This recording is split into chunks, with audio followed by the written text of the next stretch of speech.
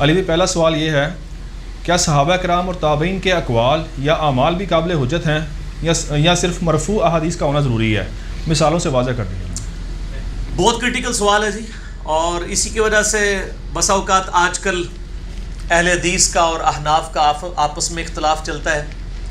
اس سے مراد میں ان اہل حدیث علماء کو لے رہا ہوں جو مطلب سطحی علماء ہیں، جو تحقیقی علماء ہیں۔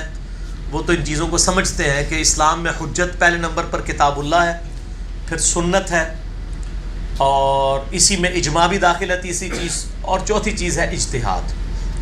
اور اس میں جو کتاب اللہ اور سنت والا معاملہ ہے، سنت کا خصوصاً جو صحیح الاسناد حدیث سے یا عملی تواتر سے ہم تک پہنچی ہے، اس میں دین صرف نبی صلی اللہ علیہ وآلہ وسلم کے افعال، اقوال اور اعمال کا نام نہیں ہے، بلکہ صحابہ کرام علیہم رضوان اور تابعین کے ذریعے بھی جو دین ہم تک پہنچا ہے، بشرطے کہ اس معاملے میں مرفوع احادیث سے ان کی باتیں نہ ٹکراتی ہوں، یا تابعین کے اقوال موقوف روایتوں سے صحابہ کرام سے نہ ٹکراتے ہوں، تو وہ بھی اسی طریقے سے حجت ہیں جس طریقے سے کتاب و سنت، کیونکہ ظاہر ہے کہ ان کے پاس بھی سورس آف نالج جو ہے وہ نبی صلی اللہ علیہ وآلہ وسلم ہی تھے۔ صحابہ کرام نے نبی علیہ السلام سے سیکھا، اور تابعین نے صحابہ سے سیکھا، پھر تبع تابعین نے تابعین سے سیکھا۔ یہ الگ بات ہے کہ بیچ میں کچھ کذاب لوگ بھی شامل ہوئے، جھوٹے لوگ بھی، کمزوری ایمان کا شکار لوگ بھی، جن کی وجہ سے غلط روایتیں بھی اہل سنت کی کتابوں میں آ گئیں، اہل تشیع کی کتابوں میں بھی آئیں، اور ظاہر ہے ان میں زیادہ تر میجورٹی تابعین میں ہی ایسے لوگ تھے جنہوں نے دین میں اس طریقے سے تحریف والا معاملہ کیا۔ یعنی وہ قانونی طور پہ تو تابعی ان کو کہا جائے گا نا، ظاہر صحابہ کرام کو ایمان کی حالت میں دیکھا۔ خوارج بھی قانوناً تو تابعی ہیں، جس طرح کہ عبداللہ ابن ابی قانوناً صحابی تھا، ویسے منافق تھا، قانوناً صحابی تھا، اسی لیے بخاری مسلم میں آتا ہے کہ نبی علیہ السلام نے اس کا جنازہ بھی پڑھایا، ورنہ تو آپ جنازہ نہ پڑھاتے۔ مسلم شریف میں آتا ہے اپنا لعاب دہن مبارک اس کے منہ میں ڈالا، اپنا کرتا دے کے اس کو دفنایا، اور آپ کے حسن اخلاق سے متاثر ہو کے کئی منافقین جو ہے اسلام کی طرف لوٹائے۔ تو چونکہ سورس آف نالج الٹیمیٹلی نبی صلی اللہ علیہ وآلہ وسلم کی مبارک ذات ہے، یعنی اگر آپ دین کو ڈیفائن کریں، دین نام ہے محمد رسول اللہ صلی اللہ علیہ وآلہ وسلم کی سکھائی ہوئی تعلیمات کا، چاہے وہ قرآن ہو، خواہ وہ سنت ہو، خواہ وہ اجماع امت عملی تواتر کے ذریعے ٹرانسفر ہو رہا ہو، دین اس کا نام ہے۔ تو جو مرفوع احادیث ہیں، ارفع کہتے ہیں بلند کرنے کو، یعنی نبی صلی اللہ علیہ وآلہ وسلم تک پہنچائی گئی جو روایتیں ہیں، یعنی آپ صلی اللہ علیہ وآلہ وسلم کے اپنے فرامین، یا آپ کے اپنے اعمال، یا آپ کے سامنے کوئی کام ہوا اور آپ نے منع نہیں کیا۔ یہ ہم تین قسمیں کہتے ہیں نا، حدیث تقریری، حدیث قولی اور حدیث فعلی۔ قولی کیا ہے؟ فرمان۔ فعلی یہ ہے کر کے دکھایا، اور تقریری یہ ہے کہ آپ کے سامنے کوئی عمل ہوا اور آپ صلی اللہ علیہ وآلہ وسلم نے اس پر خاموشی اختیار فرمائی۔ تینوں سنت ہے۔ صحابہ کرام کے اپنے اقوال، اور وہ بھی سنت کی کیٹیگری میں فال کریں گے جب تک کہ وہ مرفوع احادیث سے ٹکرا نہ جائیں، اور یہ بہت کم ہوتا ہے، زیادہ تر ان کی اصل موجود ہوتی ہے۔ میں آپ کو مثالوں سے، مثال کے طور پہ مسند احمد میں اور طبرانی میں حدیث موجود ہے، مرفوع روایت، نبی صلی اللہ علیہ وآلہ وسلم کا اپنا فرمان ہے کہ آپ نے مولا علی رضی اللہ تعالیٰ عنہ علیہ السلام کو مخاطب کر کے کہا کہ اے علی، تیری مثال میری امت میں عیسیٰ ابن مریم کی سی ہے۔ عیسائی ان کی شان میں غلو کر کے گمراہ ہو گئے، اور یہودی ان کا انکار کر کے گمراہ ہو گئے، ٹھیک ہے۔ اسی طریقے سے طبرانی میں روایت آتی ہے کہ حضرت علی رضی اللہ تعالیٰ عنہ علیہ السلام سے نبی صلی اللہ علیہ وآلہ وسلم نے فرمایا کہ تیری وجہ سے دو فرقے گمراہ ہوں گے، اور ایک روایت میں تیری وجہ سے دو فرقے دوزخ میں جائیں گے، ایک تیری محبت میں غلوب کر کے، ایک تیری دشمنی میں۔ یہ ساری روایتیں اصول محدثین پہ ضعیف ہیں، کوئی ایک بھی صحیح درجے کی نہیں ہے، لیکن اسی کی موقوفاً روایتیں وہ موجود ہیں صحیح سند کے ساتھ۔ دو روایتیں ہیں فضائل صحابہ احمد بن حنبل کی کتاب میں، مولا علی کا اپنا قول ہے کہ میری وجہ سے دو فرقے دوزخ میں جائیں گے، ایک میری محبت میں غلوف کر کے اور ایک میری دشمنی میں، اور میری وجہ سے دو فرقے گمراہ ہوں گے، ایک میری محبت میں غلوف کر کے اور ایک میری دشمنی میں۔ اب مولا علی جب یہ بات کر رہے ہیں تو یقیناً یہ غیبی خبر ہے، غیبی خبر بغیر نبی کے بتائے کسی کو پتہ نہیں چل سکتی، اگرچہ انہوں نے اس حدیث میں یہ نہیں کہا کہ مجھے نبی علیہ السلام نے فرمایا، لیکن محدثین اسے امپلائڈ سمجھتے ہیں کہ یہ مولا علی جو اپنے بارے میں کہہ رہے ہیں یقیناً نبی صلی اللہ علیہ وآلہ وسلم نے ہی ان کو خبر دی ہوگی، لہٰذا یہ موقوفاً حدیث جو مولا علی کا قول ہے یہ مرفوع کے درجے میں آ جائے گا. مرفوع روایتیں ساری کمزور تھیں، اب ان کمزور روایتوں کو اس موقوفاً روایت سے تقویت مل جائے گی، وہ لہٰذا اس کی اصل موجود ہے. ٹھیک ہو گیا. اسی طریقے سے سنن دارمی میں ایک ضعیف روایت ہے کہ نبی صلی اللہ علیہ وآلہ وسلم نے فرمایا جو صبح کے وقت سورہ یاسین پڑھ لے تو شام تک اللہ تعالیٰ ہر معاملے میں اس کے لیے کفایت کرے گا. یہ روایت ضعیف ہے. لیکن سنن دارمی میں ہی ایک روایت ہے عبداللہ ابن عباس رضی اللہ تعالیٰ عنہ کا اپنا قول ہے کہ وہ کہتے ہیں کہ جو شخص صبح کے وقت سورہ یاسین پڑھ لے شام تک اللہ تعالیٰ اسے کفایت کرے گا، جو شام کے وقت پڑھ لے صبح تک اللہ کفایت کرے گا. لیکن انہوں نے اس حدیث کو مرفوع نہیں کیا نبی علیہ السلام تک، اپنا قول ہے ان کا. تو اب وہ جو ضعیف روایت تھی نا اس کو تقویت مل گئی کہ یقیناً اس کی کوئی اصل تھی، کیونکہ صحابی نے جھوٹ تو نہیں بولنا. دوسرا صحابی کا سورس آف نالج صحابی ہو سکتا ہے، یہ نہیں ہے کہ اسے آگے کسی نے پٹی پڑھا دی نعوذ باللہ اور اس نے وہ بات آگے بیان کر دی. تو اب اس موقوفاً روایت کی وجہ سے وہ مرفوع روایت جو کمزور تھی اس کو بھی تقویت مل گئی اور یہ ایکسیپٹیبلٹی آ گئی. یہ تو میں آپ کو صحابہ تک بات کر رہا ہوں. کئی چیزیں تابعین کے ذریعے ٹرانسفر ہوئی ہیں. مثلا یہ جو آپ دو سجدوں کے درمیان دعا پڑھتے ہیں اللہم اغفر لی ورحمنی واہدنی وعافنی ورزقنی، اس کی روایت ابو داؤد ترمذی میں کمزور ہے، لیکن اس کی صحیح سند المصنف ابن ابی شیبہ میں ایک تابعی کا عمل ملتا ہے مکحول رحمہ اللہ تعالی کہ وہ دو سجدوں کے درمیان یہ دعا پڑھتے تھے اللہم اغفر لی ورحمنی واہدنی ورزقنی وعافنی ورزقنی، یعنی تقدیم اور تاخیر کے ساتھ مختلف وجبرنی بھی الفاظ آتے ہیں. تو اب یہ تابعی کا جب عمل ملا تو ہم اس طرف گئے کہ یار یہ تو صحیح سند سے مل رہا ہے تو یقیناً اس کی بھی کوئی اصل ہوگی. اور پھر مزید جب تحقیق کی تو صحیح مسلم میں ایک حدیث ملی کہ نبی صلی اللہ علیہ وآلہ وسلم نے ایک صحابی کو نماز میں پڑھنے کے لیے دعا سکھائی تھی اللہم اغفر لی ورحمنی واہدنی وعافنی ورزقنی. لیکن مسلم کی اس حدیث میں یہ نہیں موجود کہ وہ کس جگہ پہ پڑھی جائے. تو جب کہیں جگہ نہ آئے تو اس سے مراد ہی ہوتا ہے کہ تشہد میں پڑھنی تعلیم کی ہوگی. تو مسلم میں یہ الفاظ بھی آ گئے، دعا بھی آ گئی، جگہ نہیں پتہ تھی، جگہ تابعین سے پتہ چل گئی کہ دو سجدوں کے درمیان ہے. اور اس کو سپورٹیو ابو داؤد ترمذی میں ایک ضعیف روایت نبی علیہ السلام سے بھی مل گئی کہ آپ بھی پڑھتے تھے. یہ ساری ضرب تقسیمیں جب جمع کی نا تو ایک پوری پکچر ہمارے سامنے آ گئی کہ وہ تابعی جو بات کر رہا ہے وہ بالکل ٹھیک ہے. تو اس طرح ہو سکتا ہے تابعین کے ذریعے دین ٹرانسفر. آپ نے اکثر یہ سنا ہوگا کہ نبی علیہ السلام نے فرمایا کہ حکمت مؤمن کی گم شدہ میراث ہے، جہاں سے ملے حاصل کر لو. کمزور روایت ہے، لیکن ابن عباس کا قول صحیح سند سے ہے کہ وہ کہتے ہیں کہ حکمت مومن کی گم شدہ میراث ہے، جہاں سے ملے لے لو. اب ابن عباس جب یہ بات کر رہے ہیں تو اس کی پھر اثر ہوگی نبی علیہ السلام تک بھی. اچھا، اسی طریقے سے مسند احمد میں حدیث ہے ام سلمہ سے، وہ کہتی ہیں کہ نبی علیہ السلام نے فرمایا جس نے علی کو گالی دی اس نے مجھے گالی دی. روایت کمزور ہے، لیکن مسند ابی یعلا میں سنن نسائی الکبریٰ کے اندر موجود ہے کہ ام سلمہ رضی اللہ تعالیٰ عنہا نے اپنے یعنی زندگی کے آخری ایام میں بنو امیہ کے حکمرانوں سے کہا کہ لوگوں تمہارے ممبروں پر نبی علیہ السلام کو گالیاں دی جاتی ہیں اور تم لوگوں کو کوئی شرم و حیا نہیں ہے. تو لوگوں نے کہا ماں کس کی مجال ہے کہ نبی علیہ السلام کو گالی دے؟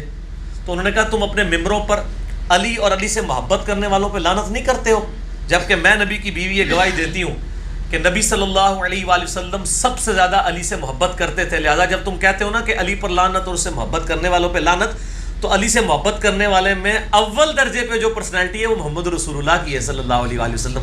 تو گویا تم نبی علیہ السلام پہ لعنت کر رہے ہوتے ہو، نعوذ باللہ. اب یہ روایت صحیح ہے. اب اس سے مسند احمد کی اس روایت کو تقویت مل گئی کہ جس نے علی کو گالی دی اس نے مجھے گالی دی. اس حوالے سے میں داد دوں گا شیخ زبیلی زئی رحمہ اللہ تعالیٰ کو کہ انہوں نے جو مشکات المصابیح کی تحکیم کی ہے جو میرے سامنے سینٹر میں رکھی ہوئی ہے، جہاں جہاں مرفوع احادیث ضعیف آئی ہیں نا اور اس میں کوئی موقوفاً روایت صحیح تھی، انہوں نے فٹ نوٹ پہ لکھ دیا ہے کہ یہ سند تو ضعیف ہے لیکن اس میں فلاں صحابی سے یہ ثابت ہے، یا یہ والی حدیث ضعیف ہے لیکن اسی سے ملتے جلتے الفاظ فلاں کتاب میں موجود ہیں اور وہ صحیح ہیں. ٹھیک ہو گیا.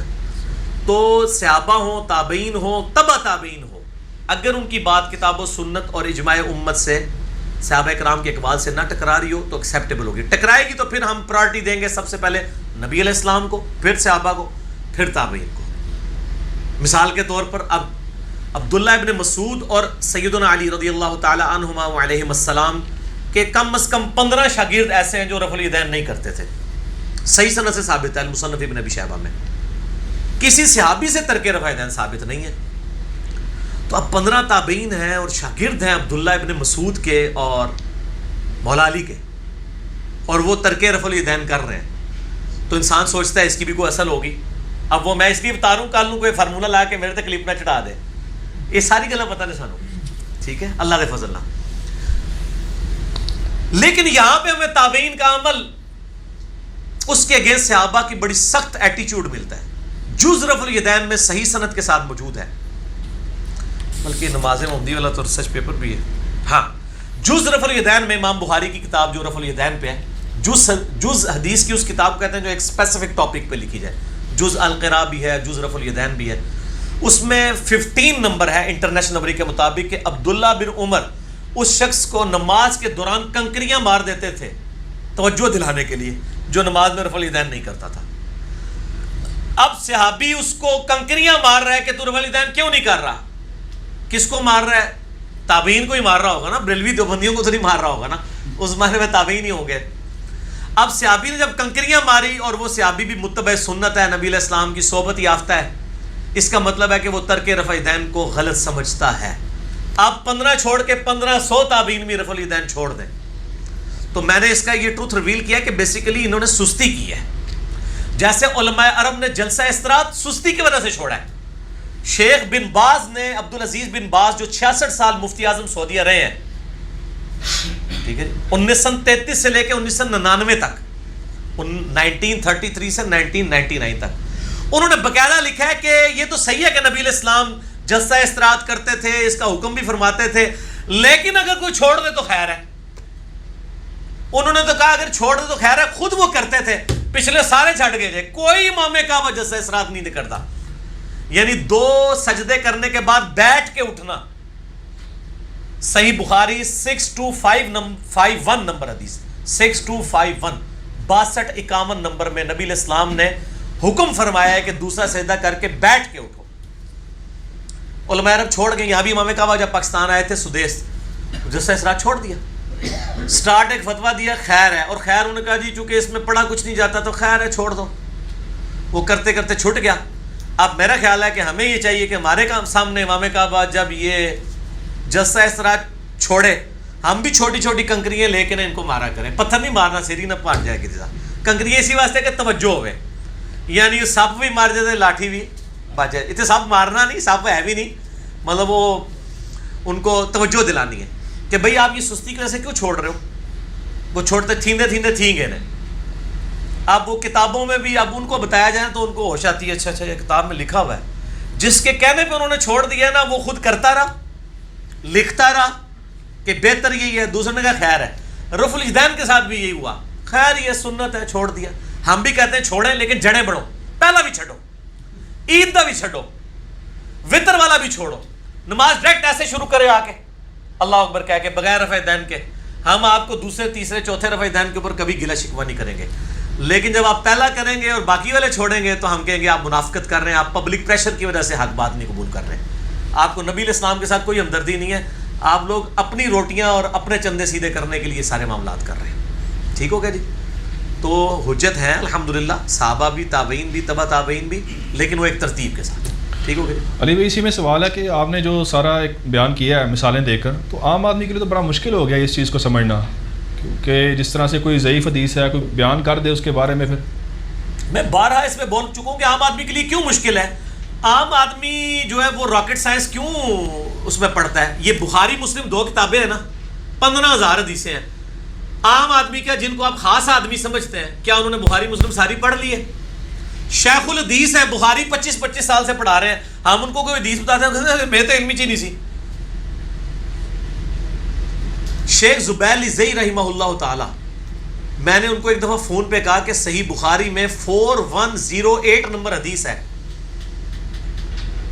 کہ حضرت معاویہ رضی اللہ تعالیٰ عنہ نے عبداللہ بن عمر کی طرف کنایا کر کے کہا کہ میں تیرے باپ سے زیادہ خلافت کا حقدار ہوں.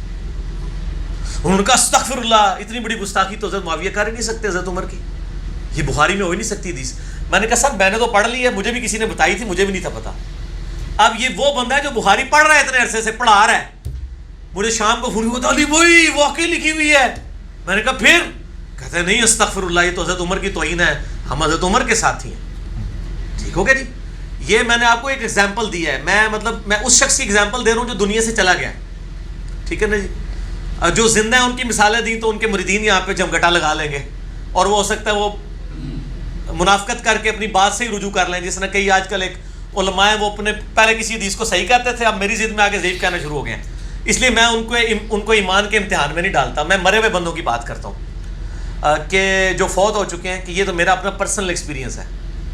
عبد المنان نور پوری رحمہ اللہ تعالی شیخ زبیر صاحب کے استاد تھے, گجرانوالہ میں, بہت بڑے عالم دین تھے, اہل حدیث کے. ان کے احکام و مسائل چھپے ہوئے, ان سے کسی نے پوچھا, وہ لکھی ہوئی ہے, ریٹن ہے, چلو یہ تو میرا زبانی واقعہ تھا, یہ ریٹن ہے, کہ بخاری میں کوئی ایسی حدیث ہے کہ عبداللہ بن عمر جو ہے وہ سب سے بدترین مخلوق خوارج کو سمجھتے تھے, کہ جو آیات کافروں کے بارے میں نازل ہوئی ہیں وہ مسلمانوں پہ لگاتے تھے. عبد المنان نور پوری صاحب کہتے ہیں نہیں, بخاری میں کوئی ایسی روایت نہیں ہے. حالانکہ یہ روایت بریلویوں کے بچے کو پتہ, اور وہ اہل حدیثوں پہ لگاتے ہیں. لیکن عبد المنان نور پوری صاحب جو 25 سال بخاری پڑھاتے رہے ہیں, شاید اس سے بھی زیادہ, ان کو نہیں تھا پتا. بخاری میں خوارج کے چیپٹر میں سٹارٹ اس سے ہوتی ہے. آپ کو جو اتنا بڑا استاد اس کو پتہ نہیں چلا. بھائی مناظرہ الگ فیلڈ ہے, کمپیریٹیو اسٹڈی الگ چیز ہے. اسی لیے میں کہتا ہوں کمپیریٹیو اسٹڈی کرنے والے جو لوگ ہیں نا, کوئی عالم, کوئی محدث, کوئی فقیہ, کوئی مفکر ان کے لیول پہ نہیں آ سکتا. ان کا ملٹی ڈائریکشنل نالج ہوتا ہے. ہم سے جب کوئی پوچھے گا ہم اس کو فوراً بتا دیں گے. بلکہ مسئلہ 154 میرا ریکارڈڈ ہے اس کے اوپر, یہ خوارج کے اوپر, اس میں میں نے یہ ساری روایتیں بتائی ہیں, صحیح بخاری سے, مسلم سے. تو یہ ہو سکتا ہے. تو عام آدمی کو کہیں کہ میرے بھائی قرآن پڑھ ترجمے سے, بخاری مسلم پڑھ, پھر اگلی کتاباں سے میرے رابطہ کر.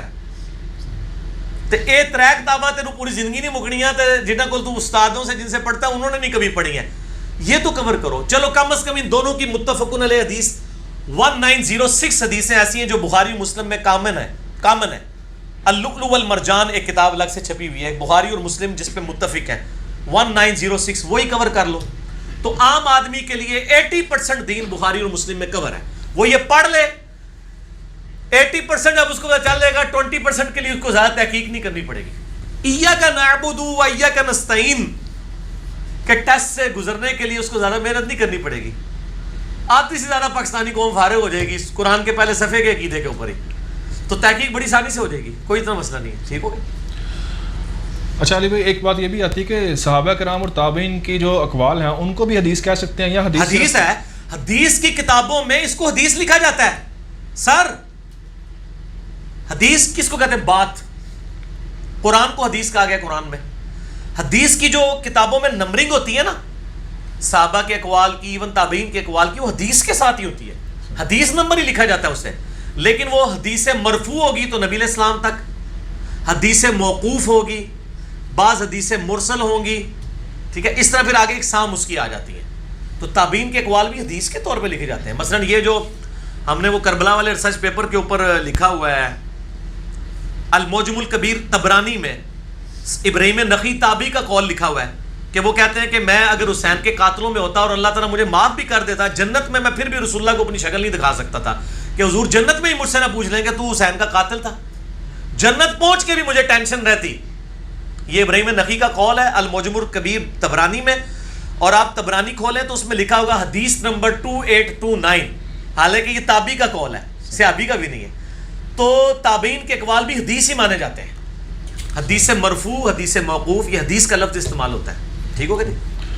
اچھا علی بھائی, دوسرا سوال ہے کہ آپ نے بارہا اپنے لیکچرز میں یہ بات کہی ہے کہ مولا علی علیہ السلام نے خوارج کے جنازے پڑھائے ہیں, اس کا ریفرنس بتائیں. ریفرنس کیا ہے؟ میں دعویٰ کرتا ہوں اس پہ اجماع ہے, اس لیے کہ میرے بھائیوں قرآن حکیم میں سورۃ البقرہ میں شروع ہی میں انسانوں کی 3 کیٹیگریز آئی ہیں. نمبر 1 ایمان والے, ٹھیک ہے جی, نمبر 2 کافر, اور نمبر 3 منافق. اور کوئی چوتھی کیٹیگری قرآن و سنت میں آئی ہے تو ہمیں بتا دیں آپ. اگر کوئی کافر نہیں ہے تو وہ یا مسلمان ہوگا یا منافق ہوگا, اور اگر کوئی کافر بھی نہ ہو اور منافق بھی نہ ہو تو کیا ہوگا؟ مسلمان. اس کے لیے پھر دلیل کی ضرورت تو نہیں ہوگی نا. ایک انسان ہے، یا وہ مرد ہوگا یا عورت ہوگا یا مخنث ہوگا. اب آپ کہنے یہ تینوں نہیں، کوئی چوتھی شے ہے، تو چوتھی شے اللہ نے تو نہیں کوئی نہیں بڑھائی، چوتھی شے جانور ہی ہے، انسان بھی تو چوتھی شے کوئی نہیں. اسی طریقے سے انسانوں میں اللہ نے 3 گروہ بنائے ہیں. نمبر 1 مسلمان یا مسلم یا مؤمن، نمبر 2 کافر، اور نمبر 3 منافق. ہم اگر یہ ثابت کر دیں کہ خوارج نہ کافر تھے اور نہ منافق تھے تو کیا ہوئے؟ مسلمان. مسلمان ہونے کے لیے ہمیں دلیل دینے کی ضرورت نہیں پڑے گی. جب ہم ثابت کر دیں گے وہ کافر و منافق نہیں تھے، ایک بندے کو ہم ثابت کر دیں کہ وہ مخنث بھی نہیں ہے اور عورت بھی نہیں ہے، تو کیا ہوگا؟ مرد. اسی طریقے سے ایک عورت کو ثابت کر دیں کہ وہ مرد بھی نہیں ہے اور مخنث بھی نہیں ہے، تو عورت ہوگی. تو یہ ہم ثابت کر دیتے ہیں، اور مولویوں سے نہیں، تنخواہ دار لوگوں سے نہیں، صحابہ کرام علیہ رضوان سے. اے پمفلٹ تے میں اے فرانس صاحب دعائے میں آٹا ہے میرے ٹیبل تے ہونا چاہیے. واقعہ کربلا کا حقیقی پس منظر 72 صحیح الاسناد احادیث کی روشنی میں، جنگ جمل، صفین، نہروان، شہادت کربلا، سب کچھ اس میں کور ہے. اہل سنت کی مین سٹریم کی کتابوں سے 200 روایات، عربی میں، اردو میں، ہندی میں، انگلش میں. الحمدللہ ہمارا ریسرچ پیپر ایک حدیث کے اوپر محدثین کے حکم لگے ہوئے ہیں.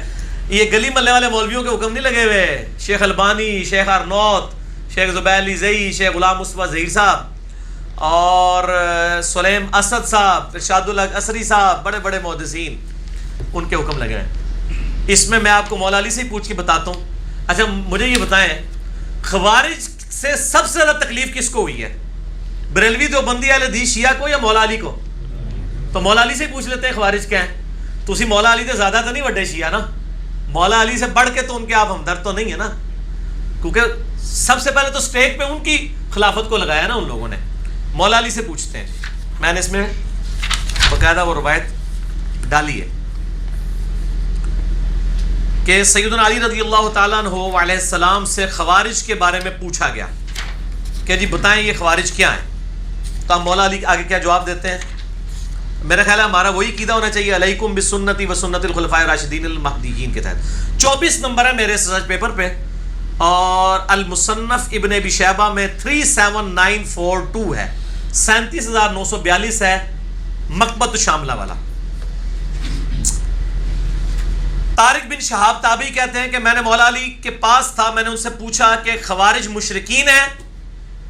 آپ نے فرمایا نہیں، وہ شرک ہی سے تو بھاگے ہیں. یعنی جو میرے خلاف کھڑے ہوئے انہوں نے یہ سمجھا ہے کہ وہ شرک میں مبتلا ہوں گے، شرک سے بھاگ کے وہ میرے خلاف آئے ہیں، مشرک نہیں ہے. پھر پوچھا کیا وہ منافق ہیں؟ فرمایا نہیں، منافق تو نہیں، منافق تو اللہ کو بہت ہی کم یاد کرنے والے ہوتے ہیں. تو جی مولا علی نے کیا کافر و مشرک بھی نہیں، منافق نہیں، پیچھے کیا ہو گیا؟ مسلمان ہی رہ گیا. اچھا، فرمایا منافقین تو اللہ کو بہت کم یاد کرتے ہیں. پھر پوچھا آخر خوارج کیا ہیں؟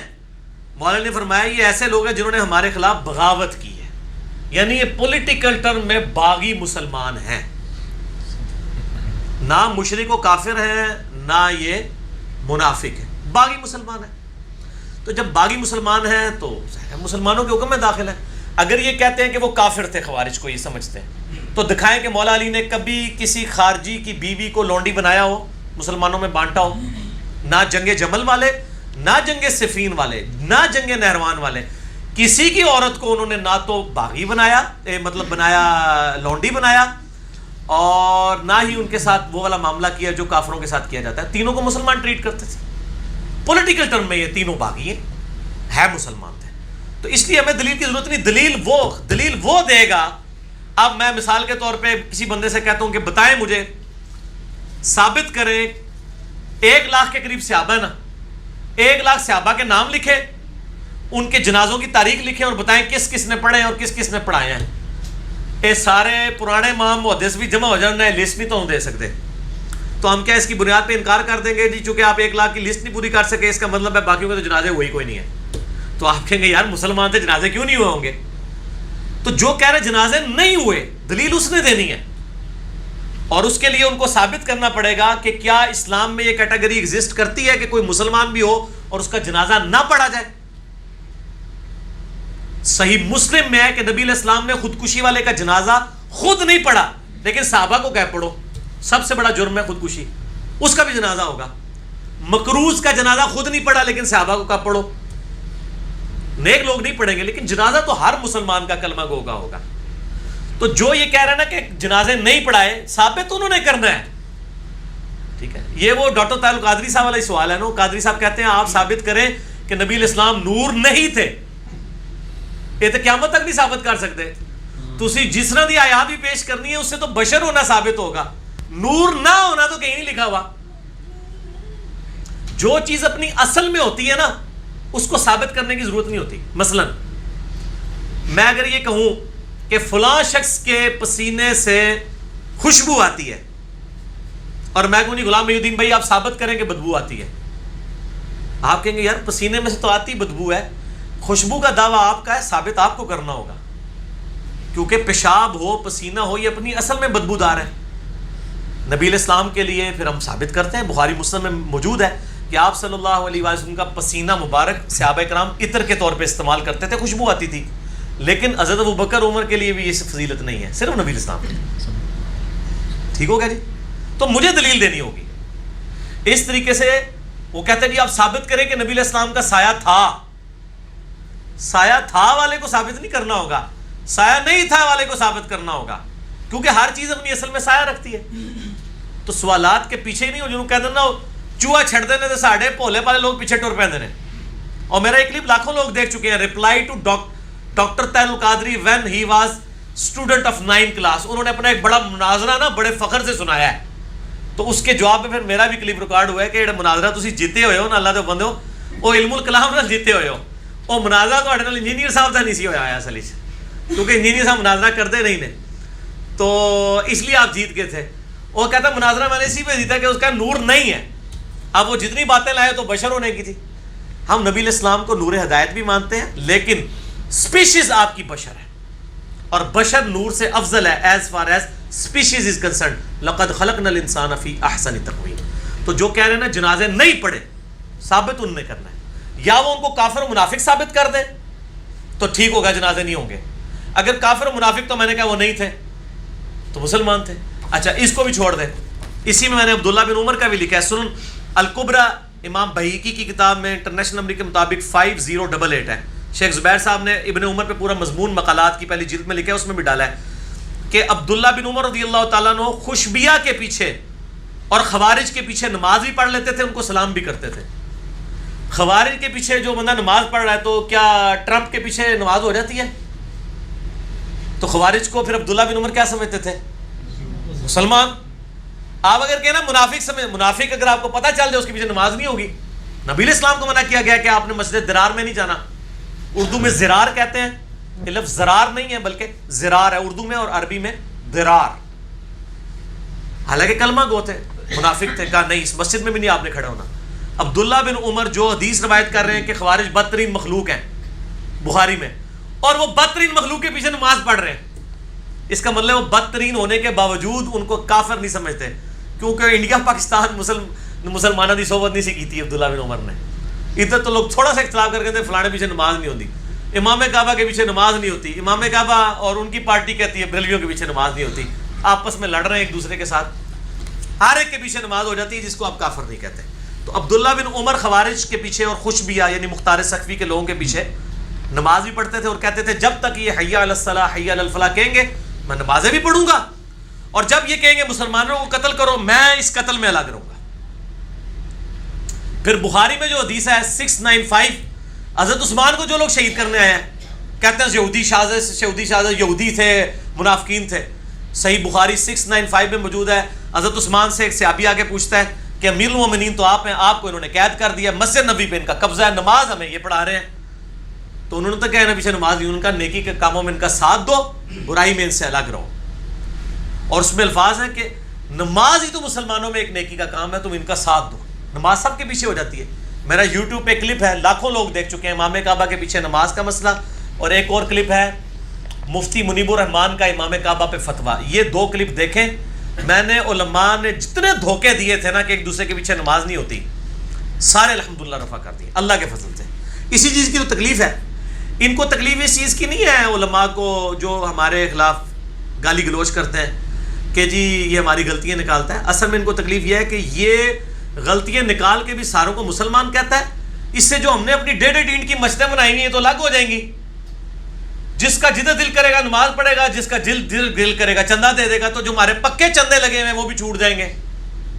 ٹھیک ہے نا, تو یہ نہیں چھوٹنے چاہیے. تو اس لیے اصل مسئلہ یہ ہوتا ہے پیچھے. ٹھیک ہو گیا. اچھا علی بھائی, آپ نے اکثر کافی دفعہ آپ 5B جو اپنا ریسرچ پیپر ہے وہ اکثر دکھا رہے ہوتے ہیں, اعتراض یہ بھی آتا ہے اس میں ضعیف روایتیں ڈالی ہوئی ہیں آپ نے. ضعیف روایتیں, ہم یہ کہتے ہیں کہ اس 5B ریسرچ پیپر میں کوئی ایک روایت ایسی دکھائیں جس کو دور حاضر میں کسی محدث نے صحیح نہ کہا ہو. میں نے مسئلہ 191 ریکارڈ کرایا تھا, اہل حدیث کی خوبیاں اور خامیاں. بہت پہلے میں نے اس میں بھی بتایا تھا کہ میں نے علم کو ایک جگہ یکجا کیا ہے. کئی حدیثیں شیخ البانی کے نزدیک اور امام ترمذی کے نزدیک صحیح ہیں. مثلا وہ جو روایت ہے کہ وہ عبید اللہ ابن زیاد کے نتنوں میں سانپ گھس گیا, اس کو امام ترمذی نے لکھا ہے کہ یہ حدیث صحیح ہے, امام ترمذی نے, اور شیخ البانی نے بھی. شیخ زبیر صاحب کہتے ہیں یہ تدلیس کی وجہ سے ضعیف ہے. ٹھیک ہے جی. تو چونکہ جو البانی صاحب اور امام ترمذی کی تحقیق کے اوپر لائے کرتے ہیں, ہم ان سے تو یہ نالج نہیں کھینچنا چاہتے. اس طریقے سے شیخ زبیر صاحب کی کئی روایتیں تحکیم والی صحیح ہیں, اس کو البانی صاحب ضعیف کہتے ہیں. اس حساب سے تو مجھے وہ بھی نکال دینی چاہیے. تو ہم نے یہ کیا تھا, یہ مجھے ساری چیزیں پتہ ہیں. ہم یہ کہتے ہیں اس پمفلٹ میں 200 روایتیں, کوئی ایک روایت ایسی بتائے جس کو بالاجماع تمام محدثین نے ضعیف کہا ہو. کسی نہ کسی نے صحیح کہا ہوگا. ہم نے نالج ایک جگہ جمع کی ہے. اور دوسری بات یہ ہے کہ 70% احادیث اس میں بخاری اور مسلم کی ہیں. تو اللہ کے بندے ہو جڑیں بڑھو, پہلے بخاری مسلم نو ضعیف ثابت کرو. تسی 25% دے پیچھے نس رہے ہو, 70% بخاری مسلم ہے 5B میں. ٹھیک ہے, وہ چھڑ دو. انہاں مولویوں کوئی نہیں سنتا, تسی انہاں دی مشہوری نہ کراؤ. تو نہ کسی مولوی تے میرے سامنے نہیں لینا. آج کل لوگ مشہور ہونا ایسے نا, کلپ اپنا چڑھا ہے, اور کئی تو ایسے کلپ چڑھے ہوئے ہیں جس میں میرا ذکر تک نہیں ہے, اور ریپلائی ٹو انجینئر مدلی مرزا. چلو ایک تو انہوں نے بات بھی کی ہوئی ہے. مجھے تو لگ رہا ہے آندہ کو نواز شریف کے کلپ عمران خان کے خلاف, عمران خان کے نواز شریف کے خلاف, وہ بھی ریپلائی ٹو انجینئر مدلی مرزا کر کے نہ چڑھ رہے ہوں. ہمیں تو یہ بھی ڈر لگا رہتا ہے. ٹھیک ہے. اور میں ان کو کہتا ہوں کہ میرے بھائیوں, ہم نے کلپس چڑھائے, میرے چند 3-4 کلپ ریپلائی ٹو ہوں گے, باقی میرے شروع سے جتنے کلپ ہیں وہ حاضر و ناظر کا عقیدہ. نہیں لکھا ہوا ریپلائی ٹو ڈاکٹر تعلق قادری یا ریپلائی ٹو الیاس قادری یا ریپلائی ٹو فلاں. اکا دکا کلپ ہے جس میں ریپلائی ٹو لکھا ہے, اور وہ بھی بہت بعد میں. ہم نے ایک تحقیقی کام پبلک کے سامنے رکھا ہے, اس کو پذیرائی ملی ہے. اگر یہ سمجھتے ہیں ان کے کام کو بھی کوئی پذیرائی ملنے والی ہے تو ریپلائی ٹو انجینئر محمد علی مرزا لکھے بغیر چڑھائیں. ان کی ویڈیو 100 بندہ بھی دیکھ جائے نا تو میں بھی اپریشیٹ کروں گا اللہ کے فضل سے. یہ ریپلائی ٹو سے ہی دیکھ رہے ہیں, اور پھر نیچے کمنٹس جو آتے ہیں وہ پھر ڈیلیٹ کرتے ہیں بعد میں. اچھا اصل میں تیسرا سوال یہ ہے کہ نبی علیہ الصلوۃ والسلام نے صرف تیسرا سوال ہے, اور اللہ 6 سوال پوچھ بیٹھے ہو, تواڈے پرچے تیسرا لکھا ہوئے گا. تسی پتہ نہیں کتنے سوال لکھتے ہیں. تسی فی الحال جو پرچی سوال آئے نا وہ پوچھو اپنے بھی, چلو بیچ میں چلے پوچھ لیں, چلے ایک نالج میں جمع ہو جائیں گی چیزیں.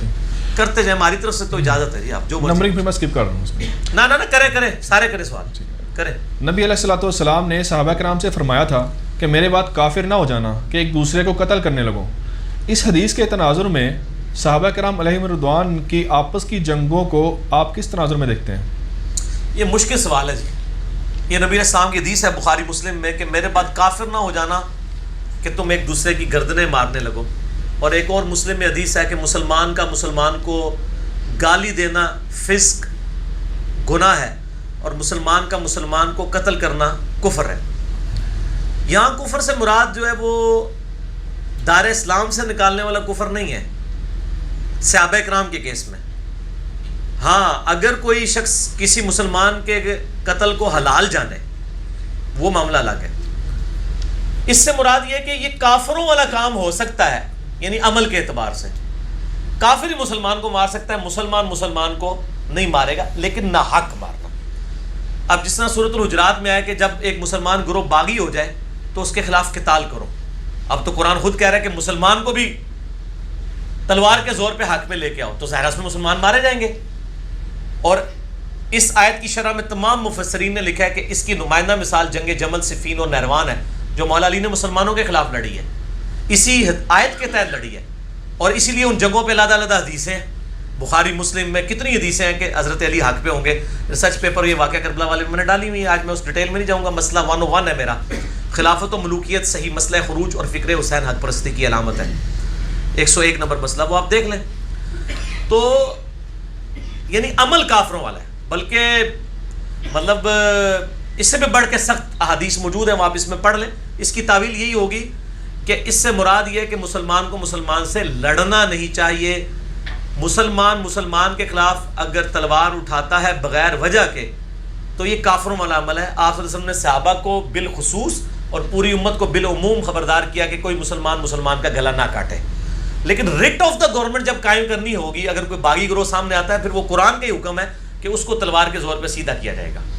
جس طرح آج ہمارے ملک میں آپ کو پتہ ہے سیکیورٹی کی کیا صورتحال ہے کہ لسانی بنیاد کے اوپر بھی قتل عام ہوتا رہا ہے. اب کچھ کراچی میں سکون آیا ہے, ادروائز پچھلے آپ 2-3 ڈکیز دیکھیں, لسانیت کی بنیاد پہ ایک مسلمان نے دوسرے مسلمان کا گلا کاٹا ہے نا, تو وہ کاٹنے والے کافر نہیں ہیں, یہ ان کے اوپر فٹ ہوتے ہیں.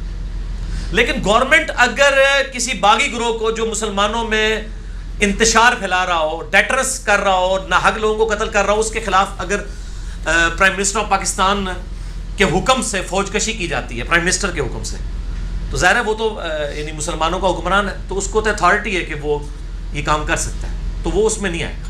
ٹھیک ہو گیا؟ ہاں جی, ایسے مسلمانوں کو پھر ہم کافر کہہ سکتے ہیں؟ کافر نہیں ہوں گے, مسلمان ہی ہیں. یہ کفر دون الکفر ہے نا. نبی کریم صلی اللہ علیہ وآلہ وسلم کا صحابہ کرام سے فرمانا کہ مجھے تم سے شرک کا خدشہ نہیں ہے, مگر یہ ڈر ہے کہ دنیا کے مال میں پھنس جاؤ گے اور ایک دوسرے کو قتل کرو گے اور تم بھی برباد ہو جاؤ گے جیسا کہ اگلے لوگ برباد ہو گئے. اس کی صحیح تشریح بتا دیں. اس کی صحیح تشریح کے اوپر میرا کلپ چڑھا ہوا ہے, بلکہ مسئلہ نمبر 116D ہے میرا. سورہ مریم کی آیات تھی نا کہ نبیوں کے جانے کے بعد ناخلف لوگ ان کے جانشین ہوئے, انہوں نے نمازوں کو ضائع کیا اور خواہشات کی پیروی کی. اس کانٹیکسٹ میں نے بخاری مسلم سے کئی حدیثیں بیان کی تھی کہ نبی علیہ السلام کے بعد بھی, خلفائے راشدین کے بعد, ناخلف جانشین ہی اسی مسند پہ آ کے بیٹھے, اور یہ تمام نبیوں کے ساتھ ایسا ہوا ہے کہ کچھ عرصے بعد معاملات بگڑ گئے. تو یہ جو حدیث آپ بتا رہے ہیں نا, یہ بخاری مسلم دونوں میں ہے کہ نبی علیہ السلام نے اپنی وفات سے 1 مہینہ پہلے ایک خطبہ دیا تھا. یہ 5B میں نے ڈالی ہوئی ہے. غزوہ احد کے شہداء پہ آپ نے نماز جنازہ پڑھی, اور پھر ہاں یہ بخاری میں 4042 ہے, مسلم میں 5977 ہے. اور عقبہ بن عامر کہتے ہیں کہ نبی علیہ السلام اس طرح خطاب کر رہے تھے گویا کہ آپ کا الوداعی خطاب ہے, اور آپ یوں خطاب کر رہے تھے جیسے آپ زندہ اور مردہ دونوں سے رخصت ہو رہے ہیں, کیونکہ شہداء احد کے قبرستان پہ جا کے خطبہ دیا آپ نے, زندہ صحابہ کو بھی اور ان مردوں کو بھی. کیوں؟ شہداء احد جو اس کیفیت سے گزرے تھے وہ سورہ آل عمران میں آئی ہے کہ مال غنیمت کی سمیٹنے کی محبت کی وجہ سے, دنیا کی محبت کی وجہ سے احد کی فتح شکست میں بدل گئی تھی. ایسے ہی ہوا تھا نا. تو نبی علیہ السلام نے اصل میں وہاں پہ خطبہ اس لیے دیا تاکہ لوگوں کو پتہ چلے کہ دنیا کی محبت سے بچنا ہے. دوسرا, احد میں وہ صحابہ شہید ہوئے تھے کہ جن کی قربانی کی وجہ سے اسلام نے کل کو تینوں بر اعظموں میں پہنچنا تھا. نبی علیہ السلام کو وہ اپنے سارے جانثار یاد تھے, خصوصاً امیر حمزہ رضی اللہ تعالیٰ عنہ. تو نبی علیہ السلام نے ان کو خطاب اس لیے کیا تاکہ پتہ چلے کہ ان کی قربانیوں کی لاج رکھنا, محنتیں ان کی ہیں, کل کو پھل تم لوگوں نے کھانے ہیں. میں علا وجہ بصیرت کہتا ہوں کہ اگر حضرت امیر حمزہ زندہ ہوتے تو خلیفہ اول حضرت ابوبکر نہ ہوتے, حضرت امیر حمزہ ہوتے. اس کا ثبوت یہ ہے کہ غزوہ بدر اور احد کے اندر مسلمانوں کی لیڈرشپ حضرت ابوبکر کے پاس تو نہیں تھی, حضرت حمزہ کے پاس تھی. جو وہ چونکہ قربانی کے وقت میں وہ شہید ہو چکے تھے, نبی علیہ السلام کو ان کی قربانیاں یاد تھیں کہ ان کی محنتوں کا لوگ بعد والوں لوگوں نے پھل کھانا ہے. تو نبی علیہ السلام نے ان کی قبروں کی موجودگی میں زندوں کو بھی خطاب کیا, اور یہ عقبہ بن عامر کہتے ہیں گویا کہ آپ دنیا سے رخصت ہو رہے ہیں, اور 1 مہینہ پہلے. اور اس میں الفاظ ہے کہ میں نے نبی علیہ السلام کو اس کے بعد ممبر پہ نہیں دیکھا, اور آپ نے فرمایا کہ میں تمہارا گواہ ہوں, میں یہاں پر بھی اپنے حوض کوثر کو دیکھ رہا ہوں. اللہ تعالیٰ نے آپ کو سامنے سارا منظر دکھا دیا. دیکھنا میرے بعد مجھے یہ خطرہ نہیں کہ تم شرک میں مبتلا ہوگے, یعنی ساری قبر پرستی شروع کر دیں یا اس طرح. آپ کو کانفیڈنس تھا کہ صحابہ کی تربیت. البتہ مجھے خطرہ ہے کہ تم دنیا کے مال میں پھنسو گے اور پھر تم اسی طرح ہلاک کر دیے جاؤ گے جس طرح کہ اگلی قوم ہے. اور پھر آپ دیکھ لینا یعنی 30 سال تک یہ معاملات صحیح رہے ہیں. اس کے بعد تو پھر دنیا پرستی نظر آئی ہے. وہ آپ کربلا والے سچ پیپر میں دیکھ لیں. میں پھر ان اور پاسے ٹور پاؤں گا. ایسے بہت کچھ ہے بھائی. ایسے باقاعدہ یعنی اس میں جو سی نمبر ہیڈنگ ہے نا 26 نمبر سے آن ورڈ, اس کی ہیڈنگ ہی ہے. رسول اللہ نے اپنی وفات سے 1 مہینہ قبل مستقبل میں ہونے والے حکومتی بگاڑ سے متعلق خبریں دے دی تھی. یہ لفظ مستقبل ہے لیکن مستقبل بولا جاتا ہے. چلیے بھائی, اگلا سوال یہ ہے کہ اکثر سنا جاتا ہے کہ خانہ کعبہ اور گنبد خزرہ کے اوپر سے کوئی پرندہ نہیں گزر سکتا, نہ بیٹ کر سکتا ہے. اگر یہ سچ ہے تو آپ جیسے ذمہ دار مبلغین کافروں کو کھلا معجزہ دکھا کر جو ہے وہ مسلمان کیوں نہیں کر لیتے؟ شکر ہے جی کافروں نے یہ گل پتا کہ مسلمان ہے کہندے نے, ورنہ تو کھلے کافر ہی مار جان.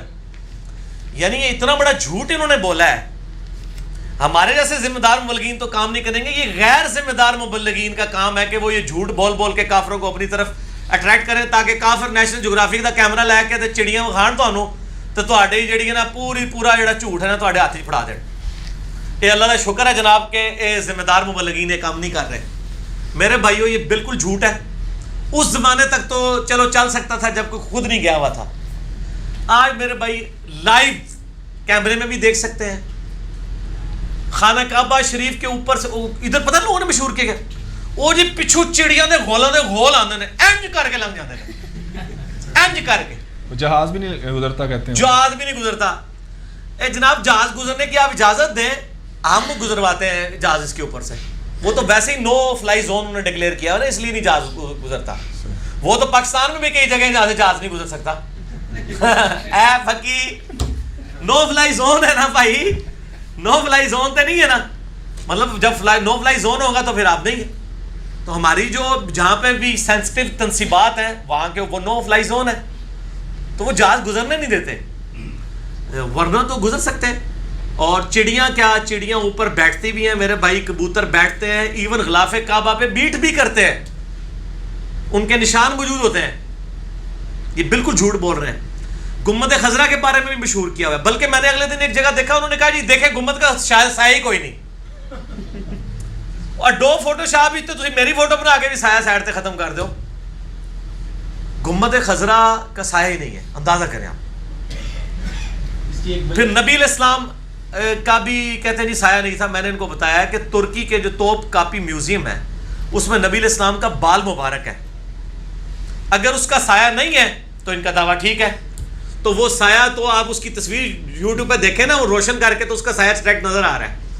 یہ پائی انجینئر صاحب دے آنے تو بعد مصیبت پہ گئی ہے. ہر چیز علمی دلائل سے بیان کریں گے.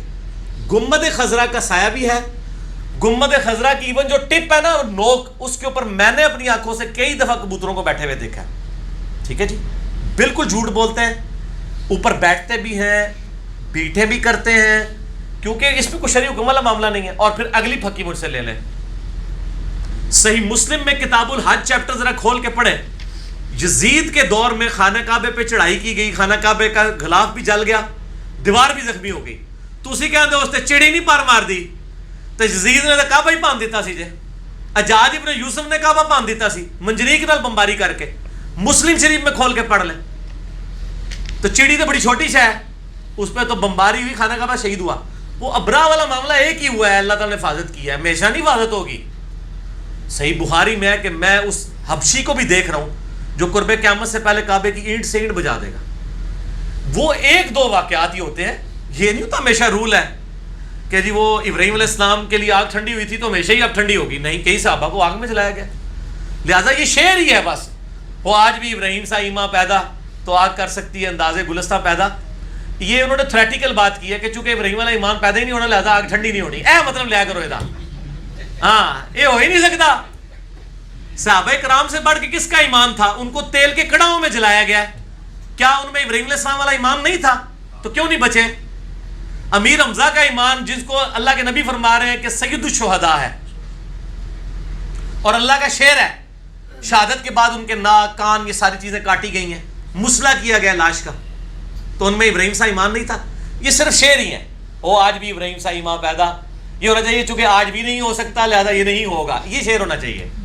ٹھیک ہے, یہ صرف جوش دلانے کے لیے, اور شاعروں کا کام ہوتا ہے کہ جوش دلاتے ہیں. ٹھیک ہے نا, اس طرح نہیں ہوتا. وہ ایک ہی واقعہ تھا, ہو گیا. اچھا, وہ حضرت موسیٰ علیہ السلام کے لیے ایک دفعہ ہی سمندر پھٹا ہے, میں نے آپ کو کئی دفعہ بتایا کہ حضرت عمر فاروق رضی اللہ تعالیٰ عنہ کے دور میں حضرت معاویہ رضی اللہ تعالیٰ عنہ نے کئی دفعہ اجازت مانگی ہے کہ میں نے بحری بیڑا بنانا ہے. حضرت عمر نے کہا کہ یہ بحری بیڑا اگر ڈوب گیا انہوں نے کہا کوئی بھی نہیں بچے گا, لائف بوٹس تو نہیں ہوتی تھی. انہوں نے کہا نہ بھائی میں نہیں رسک لینا, زمینی جہاد کرو, سمندری جہاد نہیں کرنا. یہ حضرت عثمان نے اجازت دی تھی. تو حضرت عمر کو تو نہیں تھا پتا کہ جی جناب ہو آج بھی ابراہیم سا ایمان پیدا تو آگ کر سکتی ہے, انداز گلستہ پیدا. کیا صحابہ میں ابراہیم والا ایمان اگر کسی میں ہو سکتا ہے صحابہ میں ہی ہو سکتا ہے نا. ان کے لیے تو کوئی نہیں, نہ تو آگ ٹھنڈی ہو رہی ہے اور نہ سمندری بیڑے میں ان کے لیے کوئی جگہ بن رہی ہے. حضرت عمر کو تو یہی پتا ہے کہ ڈوب جان گے تو میں نہیں بنان دینا. ساری کی ساری چیزیں جذباتی ڈاکٹرائن ہیں. تو ٹھیک ہے لوگ گرمائیں, اس کو شعر و شاعری رہنے دیں, دین بنا کے نہ پیش کریں, کریں خوب جھومیں, لیکن بھائی ریالٹی کو جوڑ دیں. ٹھیک ہے نا جی, ریالٹی کچھ اور ہے. تو یہ جو اس طرح کی چیزیں یہ بالکل جھوٹ ہے. اور اللہ کا شکر ہے کہ یہ باتیں انگریزی میں نہیں ہیں, ورنہ گورے کبھی مسلمان نہ ہو. اللہ کا نام ہے پاکستانی علماء سے میری ریکویسٹ ہے کہ انگریزی نہ سیکھیو. جو تسی یہ گلاں شروع کرتی ہیں, گوروں نے جناب وہ نیشنل جیوگرافی کا کیمرہ لے کے خانہ کعبے میں پہنچ جانا, انہوں نے کہا چھڑ دو اسلام دی کہانی ہے تو چیک کرنے ہیں. تو آڈی ساری چڑیاں پھڑیاں جانیاں دے, سارے کبوتر پھڑے جانے دے, الٹا اسلام کی بدنامی ہو جانی ہے. بالکل جھوٹ ہے یہ. ٹھیک ہے, جھوٹ بول رہے ہیں. اچھا بتاتے ہیں کہ کرسچن سرکل. اور سر میں نے بتا دیا نا, چھوڑ دو سائنٹیفک, ہی جھوٹ ہے. تھوڑے دسنے نال کیا ہو جائے گا, پریکٹیکلی موجود ہے. میں نے مسجد نبوی شریف میں بیٹھے ہوئے کتنے پاکستانیوں کو 2007 میں حج کے دوران, مجھے یاد ہے عصر سے مغرب کے دوران نا وہ تھوڑی سورج نیچے ہوتا تھا نا تو کبوتر آ جاتے تھے. میں نے کتنے پاکستانیوں کا وہ تکو گنبد خضرا کی ٹپ کے اوپر وہ سوئی صرف اتنی سی, اس کے اوپر بھی کبوتر بیٹھا ہوا ہے. میں دیکھ لو پاکستان جا کے ایک پاکستانی نے نہیں مننا, ایتھے دیکھ لو. قوت کشش سکل او انہوں تو کشش سکل کہنی چاہیے. انہوں گریوٹی کے گھوڑے نے پڑھائی ہے اللہ دے بندے ہو. تسی ساڈے ورگے پڑھے لکھے لوگوں تو گریوٹی نہ دسو, تمہیں تو پتہ ہی نہیں کشش سکل کہندے کس نے, تے جھوٹ مار رہے ہو. پریکٹیکلی نظر آ رہا ہے. ٹھیک ہو گیا جی, اے گھوڑا تے اے میدان. ٹھیک ہے نا, کہ کبوتر بھی بیٹھ رہے ہیں, ساری چیزیں بیٹھ رہی ہیں. اس سے بڑی بات ہے اس کے اوپر بندے چڑھ رہے ہیں. ہاں اوپر چڑھتے ہیں, سارے چڑھتے ہیں. نہیں گستاخان رسول سارے چڑھتے ہیں اس پہ. پاکستان میں تو کہتے ہیں نا یہ نجدی ہیں سعودیہ والے, تو وہ سارے عربی اوپر چڑھے ہوئے ہوتے ہیں غلاف کعبہ چینج کرنے کے لیے. وہ پاکستان کے جو وزارات میں متولیین ہیں اور ہمارے محکمہ اوقاف کے جو وزراء ہیں ان کو تو نہیں وہاں غلاف کعبہ چینج کرنے کے لیے بلاتے ہیں. وہ تو اپنے ہی علماء کو اور اپنے ہی فوجیوں کو اوپر چڑھاتے ہیں نا. تو سارے گستاخان رسول نے تہاڈی نظر تسی چڑی دی گل کر رہے ہو تے گستاخ بھی چڑھتے تھے کعبے دے اوتے. اور دسو تو رہن دو, اللہ دے بندے پرانیاں گلاں چھڑ دو. میں اور پاسے ٹر پاواں گا. پانی پاؤ یار, پیاس لا چھڑی انہوں نے منو. اچھا علی بھائی اس میں یہ بتائیں کہ بات ٹھیک ہے. اچھا گنبد خضرا کی اتنی فضیلت کہاں پہ, مطلب اس کی تو پہلے فضیلت ہی کوئی نہیں ہے, جبکہ آپ نے رسول اللہ صلی اللہ علیہ وآلہ وسلم کی آخری وصیت کے اندر بھی لکھا ہے کہ یہ الوفاء والوفاء کتاب کے اندر انہوں نے لکھا ہے اس عمل کو کنڈیم کیا گیا ہے. تو یہ فضیلت کہاں سے بنا لی گنبد خضرا کی؟ وہ بس انہوں نے خود بنائی ہے. خود احمد بریلوی صاحب نے لکھا ہے کہ 668 ہجری میں یہ گنبد رکھا گیا ہے. حالانکہ گنبد بنانے کی ٹیکنالوجی قبل از مسیح ہے. نبی علیہ السلام کی وفات کے بعد 650 سال تک گنبد نہیں تھا. تو گنبد کے اوپر میرا یوٹیوب پہ کلپ ہے, گنبد خضرا اور قبروں اور مزارات کے احکامات, وہ آپ دیکھ لیں. میں نے سارا رسول اللہ صلی اللہ علیہ وسلم کی آخری وصیت ہے, اس میں نے سب کچھ بتایا. ٹھیک ہو گیا, چھوڑ دیں. مسئلہ 27 ہے میرا. اچھا علی بھائی آپ کی بعض ویڈیوز کے نیچے چند لوگوں نے نا کمنٹس کیے ہوتے ہیں, اس کمنٹس میں بڑی ایک منٹ رک جائیں, آگے بٹھائیں جی جنہوں نے بیٹھنا ہے. جو رخصت ہوں تو وہ ہاں ادھر آگے بیٹھے, ادھر بھی آگے بیٹھے. یار یہ مجھے نہ کرنا پڑے فرحان, نہیں میرا کام نہیں کہ میں ویڈیو رکواؤں. بندے رکے تو پیچھے سے بندے بلائیں. نہیں جو اٹھ کے چلے گئے وہ تو ٹھیک ہے نا, انہوں نے جانا ہے. ظاہر ہے میں نے عام لوگوں کو کہا جس وقت ضرورت پڑے آپ اٹھیں. یہ تو علمی مجلس تو سب کے لیے باؤنڈ نہیں ہوتی نا, لیکن جیسے کہ اٹھ کے جاتا ہے تو کرسی کو فل کر دیا کریں, کیونکہ آپ کے ملک میں تو کہتے ہیں خالی کرسیوں سے خطاب. ٹھیک ہے نا جی. آج اگلا سوال کرو. جی آپ کی بعض ویڈیوز کے نیچے چند لوگوں نے کمنٹس کیے ہوتے ہیں, بڑے غلط قسم کے گالیاں بھی دی ہوتی ہیں. تو اس میں جو ڈیلیٹ کیوں نہیں کر دیتے آپ کمنٹس کو, جبکہ دعوت حق جو ہے وہ خواتین بھی دیکھ رہی ہوتی ہیں سارا کچھ, اس کو اب یہ بات ہے گالیوں والی بات تو ہے. میں اس حق میں نہیں ہوں کہ میری کسی ویڈیو کے نیچے کمنٹس ڈیلیٹ کیے جائیں. یعنی ہم فریڈم آف ایکسپریشن چاہتے ہیں کہ لوگوں کو فریڈم آف ایکسپریشن ہو, وہ اپنا اظہار رائے کر سکتے ہیں. البتہ اگر گندے کمنٹس کریں گے، ہماری ہزاروں ویڈیوز میں صرف ایک ویڈیو ہے جس پہ ہم نے کمنٹس بین کیے ہیں، وہ اورل سیکس والی ویڈیو ہے، مور دین 3 ملین لوگ دیکھ چکے ہیں، 30 لاکھ سے زیادہ لوگ. اس کے نیچے ہزاروں کمنٹس ہیں، بڑے بڑے گندے کمنٹس لوگوں نے کیے تھے. واحد ویڈیو ہے جس پہ کمنٹس بین کیے ہیں، وہ بھی صرف یہ بے حیائی والے کمنٹس کی وجہ سے. ہم کمنٹس نہ بین کرتے ہیں نہ ڈیلیٹ کرتے ہیں. البتہ میں نے بھائیوں کو کہا ہے کہ جہاں پہ گالی کو لکھے نا وہ آپ ڈیلیٹ کریں، اور بڑی بڑی گندی گالیاں لکھی ہوتی ہیں. اختلاف رائے کو کرتا ہے 1000 کمنٹس کرے، ڈیلیٹ نہ کریں. اور آپ دیکھیں ہماری ویڈیوز کے اوپر لوگوں نے مخالفین کے کمنٹس بھی ہوتے ہیں. یہ علیحدہ بات ہے کہ زیادہ تر پازیٹیو کمنٹس ہی ہوتے ہیں، نیگیٹو ہوتے ہیں لوگ جواب بھی دے دیتے ہیں نیچے. ہم کبھی کمنٹس ڈیلیٹ نہیں کرواتے. میں اس چیز کو بالکل غلط سمجھتا ہوں. حق ہے، اور ہم تو چاہتے ہیں دعوت حق کو فائدہ ہوتا ہے اس سے، کیونکہ ہم نے کتاب و سنت سے بات کی ہوتی ہے، نیچے لوگوں نے چھڑول چھوڑی ہوتی ہے، تو لوگ خود نیچے جواب دے رہے ہوتے ہیں کہ علی بھائی نے تو دلیل دی ہے، آپ دلیل پیش کریں. تو اس سے دعوت حق کو فائدہ ہوتا ہے یا نقصان؟ فائدہ. ہم تو چاہتے ہیں کہ ان کی جہالت اور کھل کے عوام کے سامنے آئے. فل جاہلانہ کمنٹس کریں، نیچے گالی گلوچ نہ کریں، جاہلانہ کمنٹس کریں. اور جاہلانہ کمنٹس کیا ہوتے ہیں؟ ہمارا دل تو نہیں مانتا، یہ کیسے ہو سکتا ہے، یہ کیا بول رہا ہے. تو یہ سارے جاہلانہ کمنٹس ہیں. یہی تو ہمارا مقدمہ ہے کہ سارے سنا کے سننی نے ٹونی، اسی پڑھا کے سننی صحیح سننی. تو ہمارے مخالفین جو ویڈیوز چڑھا کے میرے پہ جھوٹے الزامات لگاتے ہیں نا، آپ کبھی ان کے نیچے کمنٹس پڑھیں، ان کو مصیبت پڑ جاتی ہے. لوگوں نے اتنا علم الکلام سے جواب دیا ہوتا ہے اور وہ کمنٹس ڈیلیٹ کر دیتے ہیں.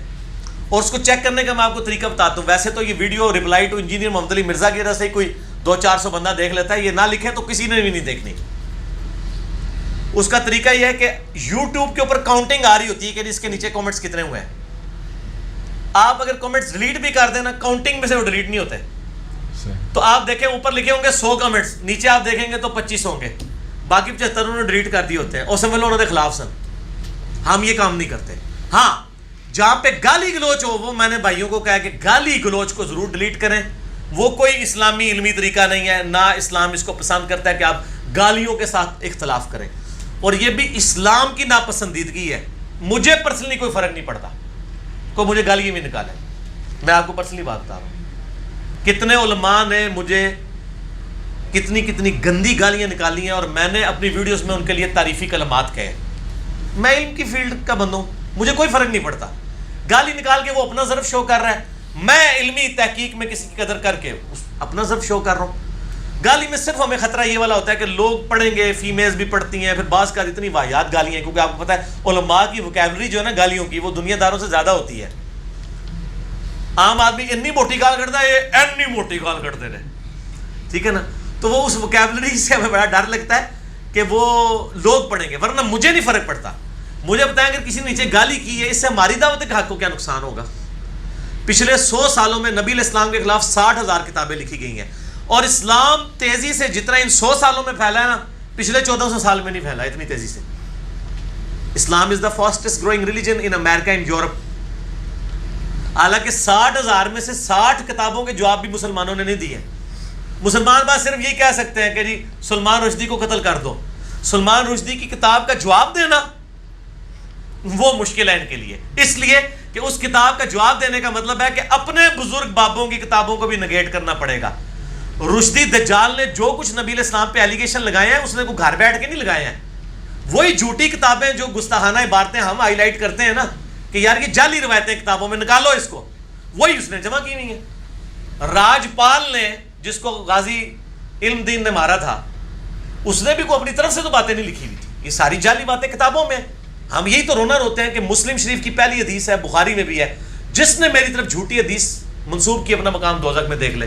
یہ جھوٹی روایتیں کتابوں میں موجود ہیں، اور اس میں بعض کا حیا سوز، ایمان سوز روایتیں، نبی علیہ السلام کی شخصیت کو بدنام کرنے والے جھوٹے واقعات موجود ہیں.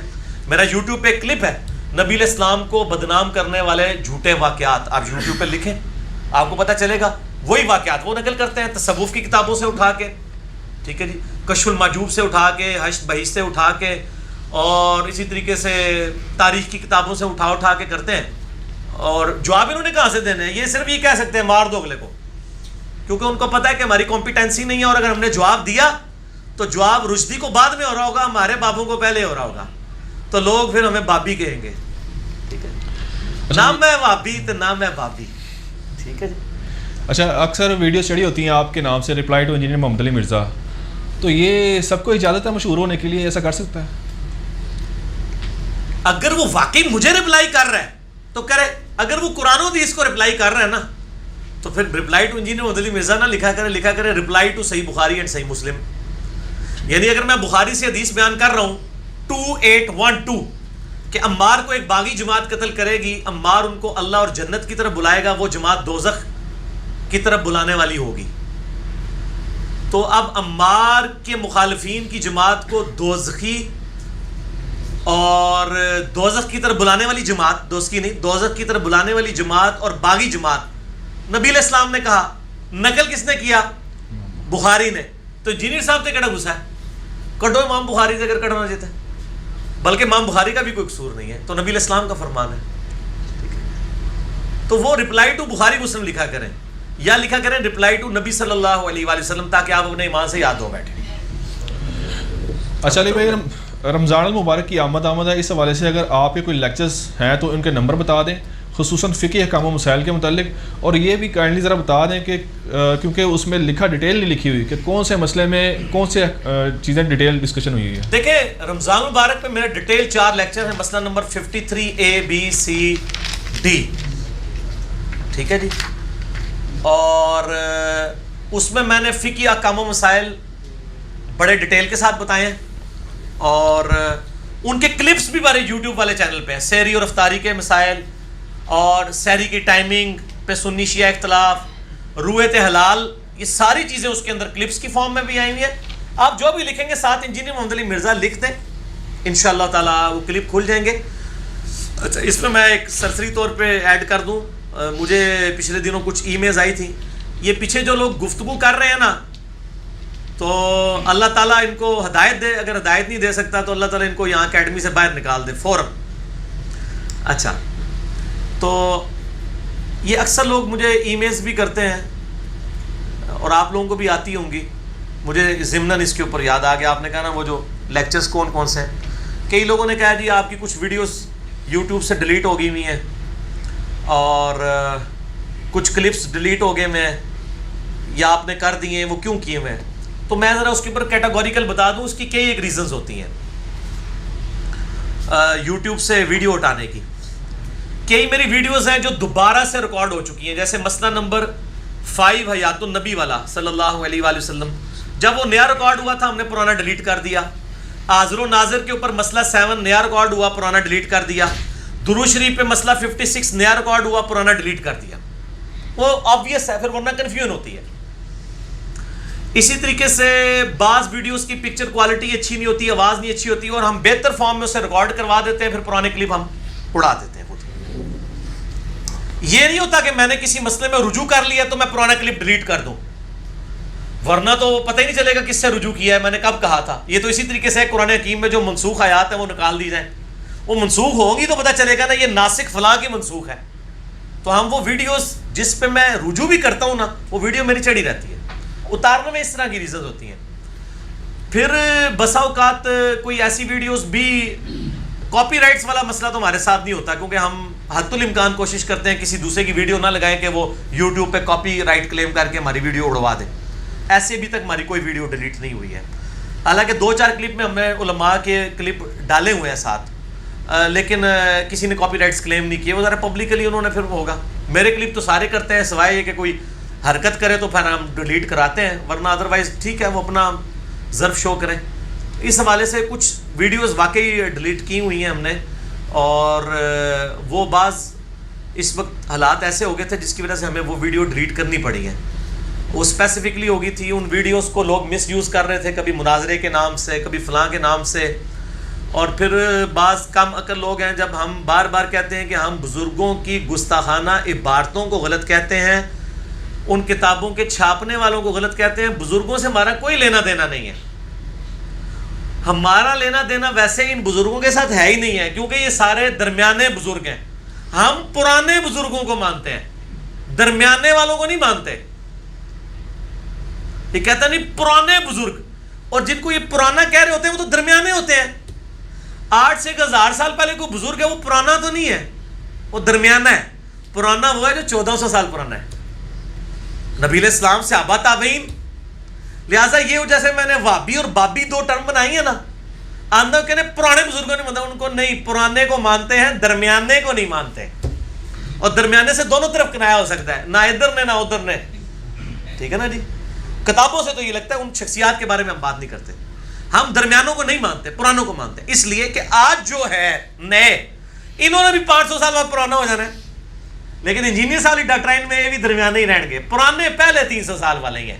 صحابہ تابعین تبع تابعین, جو بخاری مسلم میں حدیث ہے, سب سے بہتر میرا زمانہ, پھر صحابہ کا, پھر تابعین کا, اور بخاری مسلم کے الفاظ ہیں. اس کے بعد جھوٹے لوگ پیدا ہوں گے, جھوٹی حدیثیں گڑھنے والے ہوں گے. تو جو درمیانہ زمانہ ہے نا, اس کی ماشاءاللہ بڑی تعریف نبی علیہ السلام نے کی ہے کہ اس زمانے میں کتنا بیڑا غرق کیا جائے گا. تو ہم پرانے بزرگوں کو مانتے ہیں, درمیانے بزرگوں کو نہیں مانتے. تو یہ جتنے پرانے بتا رہے ہوتے ہیں, آپ جتنے بھی دیکھ لیں. میں اب کسی بزرگ کو گمراہ یا صحیح ہونے کے اعتبار سے نام نہیں لینے لگا. اب جو میں نام لوں گا, میں صرف یہ بتا رہا ہوں کہ یہ بھی پرانے نہیں ہیں. یعنی اگر کوئی کہے کہ امام غزالی پرانے ہیں, نہیں, 505 ہجری میں فوت ہوئے ہیں. وہ نبی علیہ السلام کی وفات کے 500 سال بعد, وہ بھی درمیانے ہیں. اچھا جی, شیخ عبد القادر جنانی رحمہ اللہ 571 ہجری میں فوت ہوئے ہیں, وہ امام غزالی کے بعد فوت ہوئے ہیں, وہ بھی درمیانے ہیں. خواجہ معین الدین چشتی 633 ہجری میں فوت ہوئے ہیں, وہ تو بہت ہی آگے ہیں, ان سے پہلے 600 سال کے, وہ بھی درمیانے ہیں, درمیانے میں بھی اس طرف ہیں. علی بن عثمان حجویری 465 ہجری میں فوت ہوئے ہیں, وہ بھی درمیانے ہیں, اس سے پہلے 450 سال کے مسلمان موجود ہیں. پرانے ایسی تو ہم دسنے ہیں. سیدنا ابو بکر الصدیق رضی اللہ تعالیٰ عنہ المتوفا 13 ہجری. ٹھیک ہے. سیدنا عمر فاروق رضی اللہ تعالیٰ عنہ المتوفا 24 ہجری. سیدنا عثمان غنی رضی اللہ تعالیٰ عنہ المتوفا 35 ہجری. سیدنا علی رضی اللہ تعالیٰ عنہ المتوفا 40 ہجری. پھر آگے آپ تابعین میں آ جائیں. حسن بصری المتوفا 110 ہجری. اس سے آگے آ جائیں آپ, امام شافعی 204 ہجری, امام حنیفہ 150 ہجری, امام مالک 179 ہجری, امام احمد نمبر 241 ہجری, یعنی ان کی سن وفات ہے. تو ان لوگوں کی بات کریں تو ہم پرانوں کو مانتے ہیں, درمیانوں کو نہیں مانتے. نہ میں وابی تو نہ میں بابی, نہ میں بابوں کا ماننے والا, اور نہ میں یہ جو آپ نے ایک سو کالڈ اپنے زوم میں گالی بنائی ہے, ہم مسلمان ہیں. اسی طریقے سے نہ میں نویاں دا بننے والا, نہ میں درمیانے دا مننے والا, میں صرف پرانے دا مننے والا. اور پرانے تو اڈے والے نہیں, پرانے وہ جو واقعی پرانے, جن کو نبی علیہ السلام نے کہا ہے پہلے 300 سال, صحابہ تابعین تبع تابعین. اور اس حدیث پہ یہ بخاری مسلم میں, ترمذی میں, امام ترمذی نے باقاعدہ باب باندھا ہے کہ پہلے 300 سال کے مسلمانوں کی گارنٹی نبی علیہ السلام نے دی ہے. ٹھیک ہے نا. اس حوالے سے انہوں نے ایک باب بھی باندھا ہے کہ ان صدیوں کی کیا برکات ہیں. تو ہم ماشاءاللہ پرانے بزرگوں کو مانتے ہی ہم ہیں. آپ لوگ پرانوں کو نہیں مانتے ہیں, آپ درمیانوں پہ اٹکے ہوئے ہیں, اور خود بھی آپ پھر درمیان میں ہی اٹک گئے ہیں. ٹھیک ہے. اللہ تو بندو پیچھے جاؤ, کہتے ہیں پیچھے ویکھو, اسی کہتے ہیں تھوڑا جا اور پیچھے ویکھو, ادھا پیچھے نا, ایسا کر کے نا ویکھو, ایسا کر کے دیکھو. ٹھیک ہے. اور پھر آپ کو ایک اور بات بتاؤں, یا بہت پرانے ٹھیک ہوں گے یا نئے ٹھیک ہوں گے, کیونکہ نبی علیہ السلام فرمایا قرب قیامت میں جو ہے نا دوبارہ سے نشت ثانیہ ہوگی. ٹھیک ہے. یا پرانے ٹھیک ہونے نہیں یا نوے, وشکار لینا مسئلہ رہنا ہے. ٹھیک ہے جی. اس کا مطلب ہے جو آپ بڑے بتائیں نا امام مہدی کیا پرانے ہوں گے, بالکل نئے ہوں گے, قرب قیامت میں آئیں گے نا. ٹھیک ہے. سارا مسئلہ ہی درمیانے دا ہے, پرانے نوے دا مسئلہ کوئی نہیں, اے درمیانے دا مسئلہ ہے حسب حال. ٹھیک ہو گیا جی, کہ خبرناک حسب حال. ٹھیک, حسب حال. چلو جی. اچھا علی بھائی, اگلا سوال ہے, شیعہ حضرات جو امام ضامن باندھتے ہیں, اس کی کیا حقیقت ہے؟ بالکل جعلی ہے. امام ضامن باندھا جائے یا اس طریقے سے تعویذات لٹکائے جائیں کہ یہ کوئی حفاظت کا ذریعہ بنیں گے, نہیں. نبی صلی اللہ علیہ وآلہ وسلم, اہل بیت نے, صحابہ کرام علیہم رضوان نے سنت اذکار سکھائے ہیں. آخری 3 صورتیں 3 دفعہ پڑھ کے سونے سے پہلے جسم پہ پھونک کے مل لیں. بخاری میں آتا ہے کہ نبی علیہ السلام المعوذات سے پناہ لیتے تھے. المعوذات 3 پناہ دینے والی صورتیں اللہ کی. اور صحیح مسلم میں الفاظ ہیں, عائشہ کہتی ہیں حضور صلی اللہ علیہ وآلہ وسلم کے گھر میں جو بھی بیمار ہوتا آپ اسی کے ذریعے دم کیا کرتے تھے. دم پہ میرا مسئلہ 109 ہے, بڑے لوگ دیکھ چکے ہیں ماشاءاللہ, وہ دیکھ لیں. تو یہ امام ضامن کی کوئی حقیقت نہیں ہے، بالکل جعلی کام ہے یہ۔ دنیا کس مٹیریل سے بنائی گئی ہے؟ یعنی اس میں جو قرآن و حدیث میں کچھ ایسی باتیں آتی ہیں کہ دنیا کو ان چیزوں سے بنایا گیا؟ حدیث میں مختلف چیزیں ملتی ہیں، باقی صحیح مسلم حدیث ہے انتم اعلم بامر دنیا کو، دنیا کے کاموں کو تم بہتر جانتے ہو۔ حدیث میں تو موٹی موٹی چیزیں آئیں گی، ظاہر ہے نبی صلی اللہ علیہ وآلہ وسلم ہمیں سائنس سکھانے نہیں آئے ہیں، اور نہ اللہ تعالیٰ نے آپ کو سائنس کا معلم بنا کے بھیجا ہے، آپ دین کے معلم ہیں، ہدایت کے معلم ہیں صلی اللہ علیہ وآلہ وسلم۔ لہٰذا آپ کہہ دیں پیریوڈک ٹیبل کھول کے میں آ جاؤں کہ یہ حدیث سے ثابت کریں تو نہیں ہوگا، نہ نبی علیہ السلام کو اس حوالے سے جو ہے وہ مبعوث کیا گیا تھا۔ مسئلہ 39 ہے، علم وحی اور علم سائنس ان کا دائرہ کار، وہ آپ دیکھ لیں۔ تو یہ سارے مٹیریل وغیرہ یہ سائنس کی فیلڈ ہے، اور اللہ نے دو علوم دیے ہیں، ایک ریویلڈ نالج وحی کا علم، اور ایکوائرڈ نالج جو آپ کا سائنس کا علم ہے، the knowledge obtained through observations and experiments۔ لہٰذا اس میں ڈیٹیل میں جانے کی ضرورت نہیں ہے، دنیاوی معاملات کے اندر آپ نے اسٹیبلش سائنس کی طرف رجوع کرنا ہے۔ ٹھیک ہو گیا؟ نماز جنازہ میں اگر امام دو طرف سلام پھیرے تو مقتدی کو ایک طرف پھیرنا چاہیے یا دو ایک طرف ہی پھیرنا چاہیے؟ آپ کیوں سنت سے ہٹتے ہیں؟ آپ ایک طرف پھیریں، تو وہ پھر امام کی پیروی والا چکر ختم ہو جائے۔ امام اگر خود ہی سنت کی پیروی نہیں کر رہا، یہ تو اسی طریقے سے ہے کہ امام اگر پگڑی پہن کے نماز پڑھائے تو آپ بھی پگڑی پہن کے نماز پڑھیں گے، یہ تو کسی نے نہیں پوچھا کبھی۔ تو اعمال اور افعال میں اگر امام غلطی کرتا ہے، کئی امام ہیں وہ پوری نماز میں داڑھی سے کھیلتے رہتے ہیں، تو آپ کیا مقتدی کے لیے بھی ہے کہ وہ یہ کام کرتا رہے؟ نہیں، اس کا ذاتی فعل ہے۔ ٹھیک ہے؟ نبی اور رسول میں فرق کیا ہے؟ تھوڑا سا وضاحت کر دیں اس کی۔ جو اسٹیبلش فرق یہ ہے کہ رسول وہ ہوتا ہے کہ جس کے ساتھ اللہ تعالیٰ وعید بھی نازل کرتا ہے کہ اگر اس کو نہیں مانو گے تو ہلاک کر دیے جاؤ گے، اور پھر قوموں پہ عذاب بھی آتا ہے، جیسے نوح علیہ السلام رسول تھے، مخالفین تباہ و برباد کر دیے گئے۔ اسی طریقے سے حضرت شعیب علیہ السلام، حضرت ہود علیہ السلام، حضرت صالح علیہ السلام۔ باقی نبی جو ہوتے ہیں نا وہ صرف دعوت دیتے ہیں، وہ یہ نہیں کہتے کہ اگر ہمیں نہ مانا تو تم ہلاک کر دیے جاؤ گے۔ جیسے یوسف علیہ السلام، ان کی قرآن پوری میں دعوت پڑھے، صرف دعوت توحید ہے، انہوں نے کہیں نہیں کہا اگر میرے پہ ایمان نہ لائے تو تم یہ ہو جاؤ گے۔ ٹھیک ہے؟ تو نبی جو ہوتا ہے وہ اس کا انکار کرنے پہ عذاب استیصال دنیا میں نہیں آتا، آخرت میں تو آئے گا، اور اس لیے نبی قتل بھی ہوتے ہیں، رسول قتل نہیں ہوتا ہے، رسول کے پیچھے اللہ کھڑا ہوتا ہے، حفاظت کرتا ہے۔ حضرت عیسیٰ علیہ السلام کو اللہ نے زندہ اٹھا لیا، قتل کے فتوے جاری ہو چکے تھے۔ اللہ تعالیٰ نے فرمایا نا کتب اللہ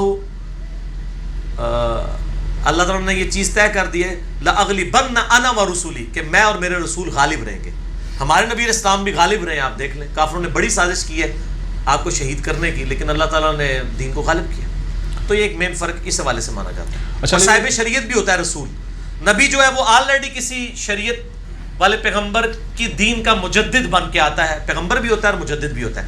جیسے حضرت یحییٰ علیہ السلام نبی تھے، لیکن یحییٰ علیہ السلام کے لیے رسول حضرت عیسیٰ علیہ السلام تھے۔ ٹھیک ہو گیا؟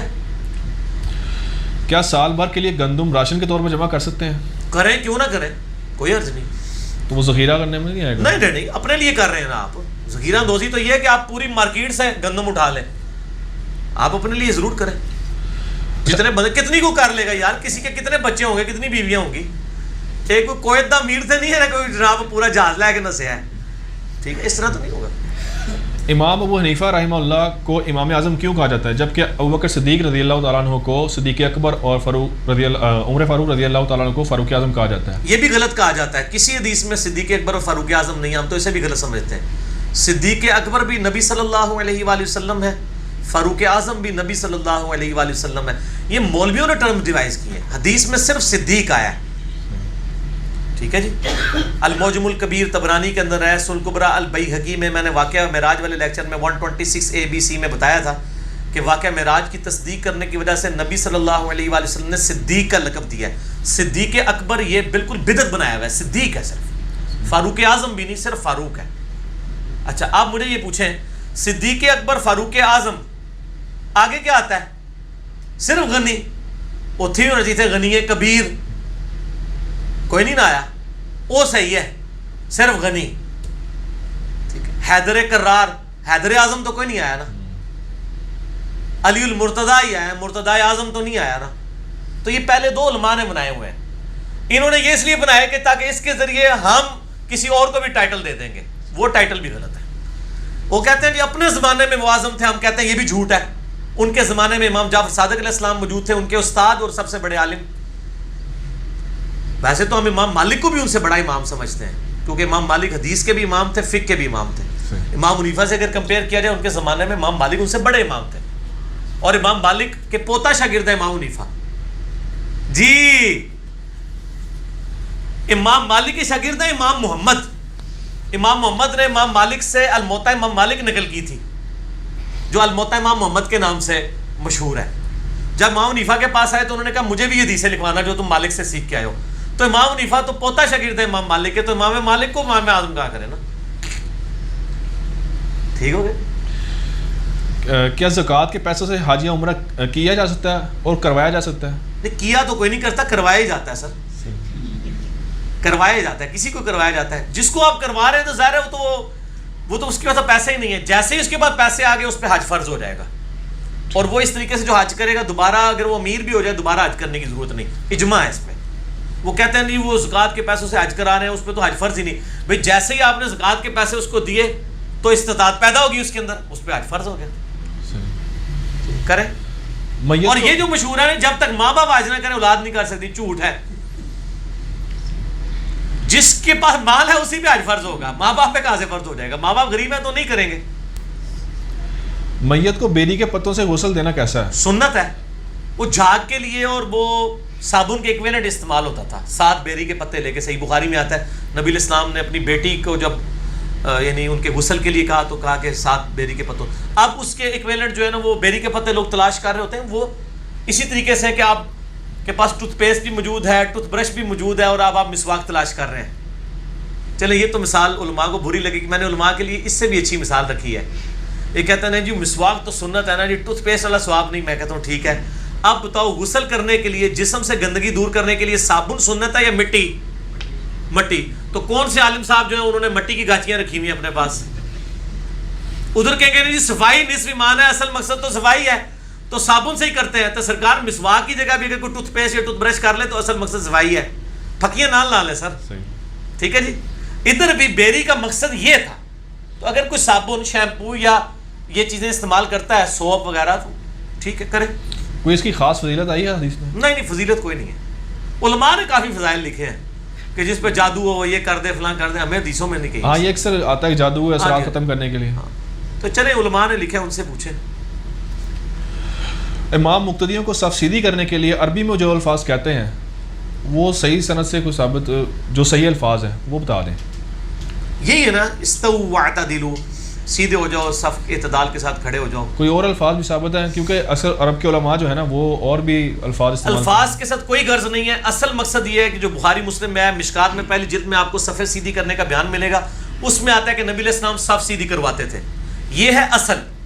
موبائل بند کروانے کے لیے کسی حدیث میں نہیں آپ کو ملے گا کہ موبائل سائلنٹ کر لیں، نہیں ملے گا. ٹھیک ہے نا. لیکن یہ امام کی ذمہ داری ہے. ہاں ٹھیک ہے. وہ الفاظ جو بھی بولے جائیں ان معاملات میں اصل مقصد یہ ہے کہ صف سیدھی کروانی ہے. اس کے لیے پنجابی میں بولیں، اردو میں بولیں، عربی میں بولیں. کئی لوگ عربی بولتے رہتے ہیں، پچھلے مقتدیوں کو پتہ ہی نہیں چلتا. دوسری طرف وہی لوگ جو ہیں وہ جمعے کی تقریریں جو ہیں وہ عربی میں نہیں اردو میں کر رہے ہوتے ہیں. کئی لوگوں کو سمجھ نہیں آتی تھی. اللہ بولو صف بھی اردو چ بول کے سیدھی کراؤ نا، عربی کو بول دو، یا اور عربی بولے اس کے بعد اردو بھی بولے. بات سمجھ نہیں والی بات ہے، لاجیکل بات. 73 فرقوں والی حدیث کے پیش نظر حنفی، مالکی، شافعی، حنبلی وغیرہ کیا فرقوں میں شمار ہوں گے یا پھر مسلک میں؟ اور مسلک ہیں تو فرقہ اور مسلک کا فرق بیان کریں تھوڑا سا. بڑا اوکھا سوال کیتا جائے. یہ آپس ہی پختن. ویسے تو یہ کہتے ہیں یہ فرقے نہیں ہیں، فروع اختلافات ہیں. لیکن اگر آپ ان کی فقہ کی کتابیں اٹھائیں، ایک ہی مثال کافی ہے کہ خانہ کعبے میں انہوں نے 300 سال تک 4 مصلے رکھے ہیں. اگر فروعی اختلاف تھا تو 4 مصلے الگ کیوں تھے؟ میں یہ پوچھتا ہوں. اگر یہ 4 فرقے نہیں تھے، ایک ہی فرقہ تھا. جیسے میں آپ سے پوچھتا ہوں کہ ایک بریلوی فرقہ یا ایک گروہ ہے، اس میں ڈاکٹر طیب قادری صاحب کی جماعت ہے، الیاس قادری صاحب کی جماعت ہے اور جماعتیں ہیں. لیکن بریلوی جب نماز پڑھ رہے ہوتے ہیں سارے فرقوں کی جماعتوں والے پیچھے ہی پڑھ رہے ہوتے ہیں نا، تو ہم مانتے ہیں کہ یہ سارے ایک ہی ہیں. لیکن کعبے میں 4 مصلے. اب تو ہم نے اتنی یہ ویڈیو چڑھائی ہے نا، آپ لکھے خانہ کعبہ میں 4 مصلے، وہ میں نے تصویر بھی کلر ڈھونڈ لی ہے. 300 سال تک جنہوں نے کعبے میں امام حنیفہ، امام شافعی، امام مالک، امام احمد بن حنبل کے ناموں پہ، ان بزرگوں کا قصور نہیں ہے، 4 مصلے ڈالے، چاروں امام لاگ کھڑے ہوتے تھے. اب فروعی اختلاف کس منہ سے کہتے ہیں؟ اے تے جے پھکی. اس تو بعد انہوں نے کوئی جواب ہی کوئی نہیں. اگر یہ فروعی اختلافات ہیں تو امام لاگ کیوں تھے؟ ایک دوسرے کے پیچھے نمازیں کیوں نہیں پڑھتے تھے؟ تو اس لیے کہ یہ آپس میں ایک دوسرے کو فرقے سمجھتے تھے، یہ ہم نہیں سمجھتے. ہمارا یہ کہنا ہے کہ اللہ جانے، اللہ کے معاملات جانے. جو بھی کتاب و سنت کو مانتا ہے، اگر کہیں تعویل کی غلطی لگی ہے اللہ قیامت دن ان کے درمیان فیصلہ کر دے گا. ہم نہ کسی کو جنت کی گارنٹی دیتے ہیں نہ دوزخ کی، کیونکہ ہمارا اختیار ہی نہیں ہے. ہم لوگوں کو یہ بتائیں گے کتاب اللہ سنت اجماع کو فالو کرو بس. شام کے اندر جو شام ملک ہے اس میں علوی آباد ہیں، اہل تشیعوں کا ایک گروہ ہے، تو ان کے بارے میں تھوڑی سی وضاحت کر دیں کہ یہ کون لوگ ہیں. ان کے بارے میں میرے بھائی پہلی بات ہے کہ یہ کوئی دین قرآن و سنت کا سوال ہی نہیں ہے. ہم اس طرح کسی کے بارے میں کیا بتا دیں. آپ یہ پوچھیں کہ وہ یہ کہتے ہیں تو یہ عقیدہ قرآن و سنت کے مطابق ہے یا نہیں، تو وہ تو ہم بات کر سکتے ہیں. ہم میرے بھائی یہاں بیٹھے ہوئے ہیں، ہم سے آپ بریلوی جو بندی اہل حدیث شیعہ کے بارے میں پوچھیں جو یہاں موجود ہیں، جو وہاں بیٹھے ہوئے ہیں، ادھر صرف ایک نصیریہ فرقہ ایسا ہے جو گمراہ ہے، حضرت علی علیہ السلام کے لیے الوہیت کلیم کرتا ہے. باقیوں کے جب تک ہمارے پاس اتھینٹک دلائل کے ساتھ چیزیں نہیں آئیں گی ہم ان کے بارے میں اس طرح حکم نہیں لگا سکتے. اسی طریقے سے حوثی ہیں، ان کے بارے میں کبھی کوئی کہتا ہے شیعہ ہے، کوئی کہتے ہیں سنی ہے، کوئی کچھ کہتا ہے، کوئی کہتا ہے نہیں زیدیاں ہیں، اور ان کا پولیٹیکل اختلاف ہے، عقیدے کا اختلاف نہیں ہے. تو اب یہ تو چوتھے محلے ہم کچھ نہیں بتا سکتے. آپ ہم سے صرف اصولی بات کریں کہ اگر کسی کا یہ عقیدہ ہو تو یہ عقیدہ کتاب و سنت کے مطابق ٹھیک ہے یا غلط، بس یہ بات کریں. جان بوجھ کر کوئی جہنم میں نہیں جانا چاہتا تو اماموں نے ایسے عقائد امت میں ڈالے کیوں ہیں؟ اماموں نے کوئی نہیں ڈالے، اماموں کو تو چھوڑ دیں. اماموں سے بڑی پرسنالٹی عیسیٰ ابن مریم ہے، جن کے نام پر انسانی تاریخ کا سب سے بڑا شرک کھڑا ہوا ہے، بیکارڈن سن آف گاڈ، اللہ کا صلبی بیٹا. تو کیا عیسیٰ علیہ السلام نے یہ 2.25 عیسائیوں کو سکھایا؟ ان کے نام کے اوپر کھڑا کیا گیا. عیسیٰ علیہ السلام کی تو صفائی اللہ نے قرآن میں دی ہے، لقد کفر الذین قالوا ان اللہ هو المسیح ابن مریم، بے شک وہ لوگ کافر ہیں جو کہتے ہیں عیسیٰ ابن مریم ہی اللہ ہے.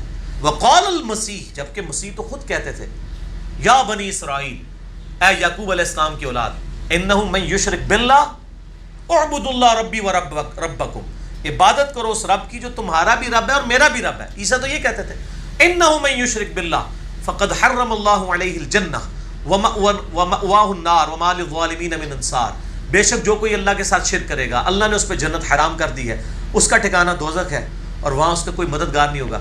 تو عیسیٰ علیہ السلام کے نام پہ اگر فرقے کھڑے کیے ہیں تو عیسیٰ علیہ السلام کا کوئی قصور نہیں ہے. اماموں کے نام پہ بھی جن لوگوں نے فرقے کھڑے کیے ہیں تسی انہوں نے پٹو یار، امامہ نے کوئی قصور نہیں، امامہ نے بھی کسیٹو. کیا ہر فرقے میں سے کچھ لوگ جہنم میں جائیں گے یا پورا پورا فرقہ ہی وہ اللہ کے بندو جنت دوزخ کا فیصلہ اللہ نے کرنا ہے، منو معاف رکھو. ٹھیک ہے، ہم جنرل بات کریں گے کہ جو دوستیوں والے اعمال کرے گا دوزخ میں جائے گا، جو دوستیوں والے عقیدے رکھے گا دوزخ میں جائے گا، جو جنتیوں والے عقیدے رکھے گا جنت میں جائے گا. باقی اللہ کی مرضی ہے کسی کو معاف کرنا ہے یا اس پہ گرفت. علی بھائی سوال میں اس لیے کر رہا ہوں کہ قرآن میں آتا ہے نا گروہ در گروہ بھیجا جائے گا، اس حوالے سے میں بات. گروہ در گروہ سورہ الزمر کی تفسیر میں نے بتایا گروہ در گروہ سے مراد ہے کہ ایک لیڈر ہوتا ہے اس کے فالوور ہوتے ہیں. جی آج بھی جو گمراہ فرقوں کے لیڈرز ہیں جو اپنی پبلک کو غلط طرف لگا رہے ہیں تو ظاہر وہ ہم تو ڈوبے ہیں سنم، تمہیں بھی لے ڈوبیں کے ساتھ لے کے جائیں گے. لیکن اگر آپ مجھے کہیں کہ جی اس وقت کتنے مولوی ہیں کون سے گروہ دوزخ میں جائیں گے، اس طرح تو ہم اسپیسیفائی نہیں کر سکتے. یہ تو روایت ہی ضعیف ہے، روایت ہی ضعیف ہے. کیا تصوف ایک الگ دین ہے؟ میرا 73 فرقوں کے اوپر نا آپ میرے بھائی کلپ دیکھ لیں، 73 فرقے یوٹیوب پہ لکھے ہیں انجینئر مدنی مرزا، تو میں نے پوری کی پوری بات کھول دی. ایمان علیہ و صحابی جو ہے بہت کمزور روایت ہے. صحیح روایت ابو داؤد میں ہے کہ میری امت کے 72 فرقے دوزخ میں ہیں اور ایک جنت میں ہے، اور اس کا نام بھی نبی علیہ السلام نے بتایا الجماع، جو نہ بریلویوں کا نام ہے نہ دیوبندیوں کا نہ اہل حدیثوں کا نہ شیعہ کا. الجماع یہ نام آیا ہے ابو داؤد میں، یعنی اجماع اجماع امت. اس لیے ہم کہتے ہیں بھائی مین اسٹریم امت کی وہ انشاءاللہ جنت میں ہی ہے، بے فکر رہیں. باقی اس طریقے سے گروہوں کا معاملہ آپ اس طرح ڈکلیئر نہیں کر سکتے، کیونکہ اگر آپ ایک گروہ کو 100% صحیح ڈکلیئر کرتے ہیں پھر آپ کو ان کے غلط مسئلے بھی صحیح ماننے پڑ جائیں گے. میرے نظر میں تو روئے ارض پہ کوئی ایک گروہ بھی ایسا نہیں ہے جس کے 100% مسائل کتاب و سنت کے مطابق ہوں. نہ بریلوی نہ دیوبندی نہ اہل حدیث نہ شیعہ، کہیں نہ کہیں ٹھوکر کھائی ہوئی ہے. اس کا مطلب ایک گروہ تو آپ کو ابھی نہیں ملے گا. ایک گروہ سے مراد وہی لوگ ہیں جو کسی بھی گروہ میں ہوں گے لیکن وہ ایک پارٹی ہوں گے اس حوالے سے کہ حق بات قبول کر لیں گے کہ جب ان کو بات پتہ چلے گی. بس ادھر تک رہیں، اس سے آگے نہ جائیں. اور وہ جو 72 دوزخ میں کہا گیا اس میں الفاظ نہیں کہ ہمیشہ دوزخ میں رہیں گے. سر مسلمانوں کے جو گروہ دوزخ میں جائیں گے نا ہمیشہ کے لیے دوزخ میں نہیں ہے. کسی کی جرت ہے یہ بات کرے. میں نے شیخ زبیر علی صاحب سے بھی ویڈیو میں یہ بات پوچھی، ان کا نہیں میں کیوں کہوں، اللہ تعالیٰ چاہے تو معاف کر دے گا. اللہ نے جس کو معاف نہیں کرنا وہ کافر اور مشرک، وہ والا کافر اور مشرک ہے جو نبی علیہ السلام کو پیغمبر نہیں مانتا. باقی جو کلمہ گو مشرک ہے اس کا معاملہ الگ ہے. میرا ایک یوٹیوب پہ کلپ ہے کلمہ گو مشرک اور کافر مشرک میں فرق، وہ آپ دیکھ لیں، میں نے سارے علمی دلائل ذکر کیے. کیا تصوف یا صوفیزم ایک الگ دین ہے؟ کیا ہے یہ؟ پریکٹیکلی تو دیکھیں نا، یہ ٹیمپرڈ فارم میں تو آ چکا ہے نا. مسٹسزم جو ہے یا تصوف کہہ دیں یا رہبانیت، یہ تمام مذہب میں ایگزسٹ کرتی ہے. کرسچنز میں بھی ہے، بدھسٹ میں بھی ہے، اور مسلمانوں میں بھی ایگزسٹ کرتی ہے.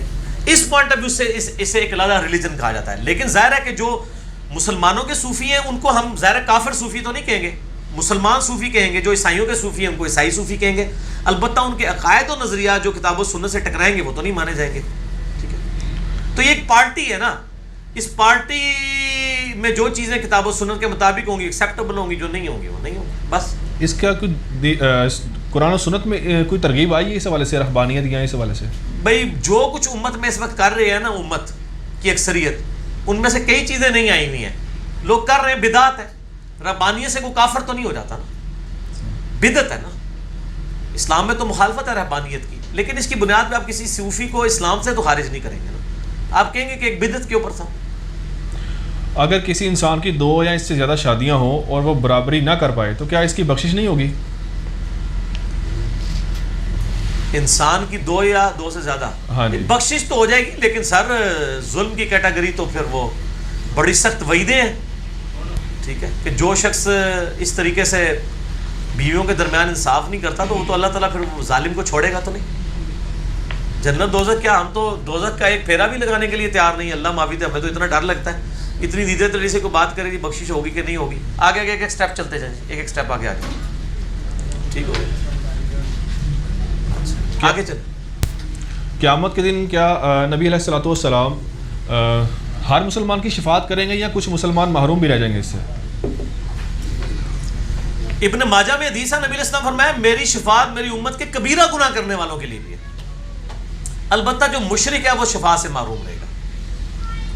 وہ مشرک امام ابن تیمیہ والا نہیں. ابن تیمیہ نے جو شرک کی اقسام بنا دی ہے نا، اس میں تو دنیا میں کوئی بندہ نہیں بچتا. ٹھیک ہے نا. وہ مشرک جو شرک جلی کرنے والا ہے وہ اللہ تعالیٰ فیصلہ کرے گا، کیونکہ اللہ تعالیٰ نے وہ بزرگوں کی لکھی ہوئی کتابوں سے فیصلہ نہیں کرنا. جس بندے کو جو حالات و واقعات دیے تھے اس کے مطابق فیصلہ کرنا ہے. اس میں حدیث کوٹ کر دیتا ہوں، بخاری مسلم کی حدیث ہے کہ نبی علیہ السلام فرمایا کہ اگلے وقتوں میں ایک شخص تھا، بڑا گنہگار تھا. اس کی موت کا وقت قریب آیا، اس نے اپنی اولاد کو جمع کیا اور کہا میں کیسا تھا. ان کا تمہارا بڑا اچھا باپ تھا. تو انہوں نے کہا اگر تم مجھے اچھا سمجھتے ہو تمہارے حق میں، جب میں مر جاؤں میری لاش کے ٹکڑے ٹکڑے کر دینا اور اس کی راکھ بنا کے ہواؤں میں، پانی میں، زمین میں بہا دینا مختلف جگہوں پر. لَإِن قدر اللہ علیہ، اگر اللہ نے مجھ پر قدرت پا لی تو مجھے عذاب دے گا. یعنی مراد کیا کہ اس طریقے سے اللہ مجھے دوبارہ زندہ نہیں کر سکے گا جب لاش ہی بکھر جائے گی. یہ عقیدہ کفر ہے یا اسلام؟ کفر. مر گیا وہ، بخاری مسلم کے الفاظ ہیں، اللہ تعالیٰ نے ہواؤں کو حکم دیا، پانی کو، خشکی کو، جمع ہوا، پھر دوبارہ زندہ کر لیا. ہاں بھی سنا، یہ کیا حرکت کی؟ کہا یا اللہ ڈر گیا تھا، میرے پاس اور کوئی راستہ نہیں تھا تجھے جان چھڑانے کا. اللہ نے فرمایا تیرا یہ یقین تھا تجھے کوئی زندہ کر کے پوچھے گا؟ کہا یا اللہ تھا، تبھی تو میں نے بچنے کے لیے سارا کچھ کیا. اللہ تعالیٰ فرمائے گا میں نے تجھے بخش دیا. یہ بخاری مسلم دونوں میں. اب امام ابن تیمیہ یا آج کے ہمارے اہل حدیث بھائی ہوتے تو وہ اللہ تعالیٰ سے کہتے کہ یا اللہ ذرا نظر ثانی فرمائے اپنے فیصلے پہ، یہ کیسے بخشا گیا؟ تو کفر پہ مرا ہے. لیکن اس کا کفر جزوی تھا. اللہ کو مانتا تھا، اللہ کے زندہ کرنے کو مانتا تھا، صرف یہ نہیں مانتا تھا کہ راکھ بکھر گئی پھر نہیں اللہ زندہ کر سکتا، اگرچہ یہ بھی کفر ہے. ابراہیم ابن حجر اسقلانی نے بخاری کی اس حدیث کی شرح میں فتح الباری میں لکھا ہے کہ یقیناً وہ کفر کر کے مرا ہے، لیکن اس کا کفر کیا تھا؟ جزوی. اس طرح جو یا علی مدد یا فلاں فلاں کہتے ہیں نا، میں ان کے بارے میں کہتا ہوں ان کو آپ شرک کلی نہ کہا کریں، یہ جزیات میں ہے. کیونکہ آگے ان سے آپ جو کاؤنٹر کوسچن کرتے ہیں وہ پھر آگے جاتے ہیں، وہ کہتے ہیں ہم علی کو اللہ کا بندہ ہی مانتے ہیں، اللہ کی گوئے یہ سب کچھ شرک ہے. لیکن اس کو ہم کہیں گے شرک، لیکن اس کے اوپر کیا ہمیشہ کی دوزخ کا فیصلہ ہونا یا نہیں ہونا یہ اللہ پہ فیصلہ رہنے دیں. یہ امام ابن تیمیہ نے نہیں فیصلہ کرنا، ورنہ تو امام ابن تیمیہ کے عقائد میں نے کتنی خرابیاں حدیثوں کو بتائی ہیں، کیا ان کو ہضم ہو گئی ہیں؟ بدعات بتائی ہیں، سماع موتا کے عقیدے کے وہ قائل تھے، اور میں نے یہ دعویٰ کیا ہے کہ آج کے دور کے اہل حدیث کے عقیدے امام ابن تیمیہ سے بہت بہتر ہیں. اور یہ میرا دعویٰ نہیں ہے، عبد الرحمن کیلانی صاحب نے باقاعدہ کتاب لکھی ہے عذاب برزخ اور اعادہ روح، اس میں انہوں نے لکھا ہے کہ ابن تیمیہ کو تو ہم اہل حدیث نہیں مانتے، وہ صوفی تھا.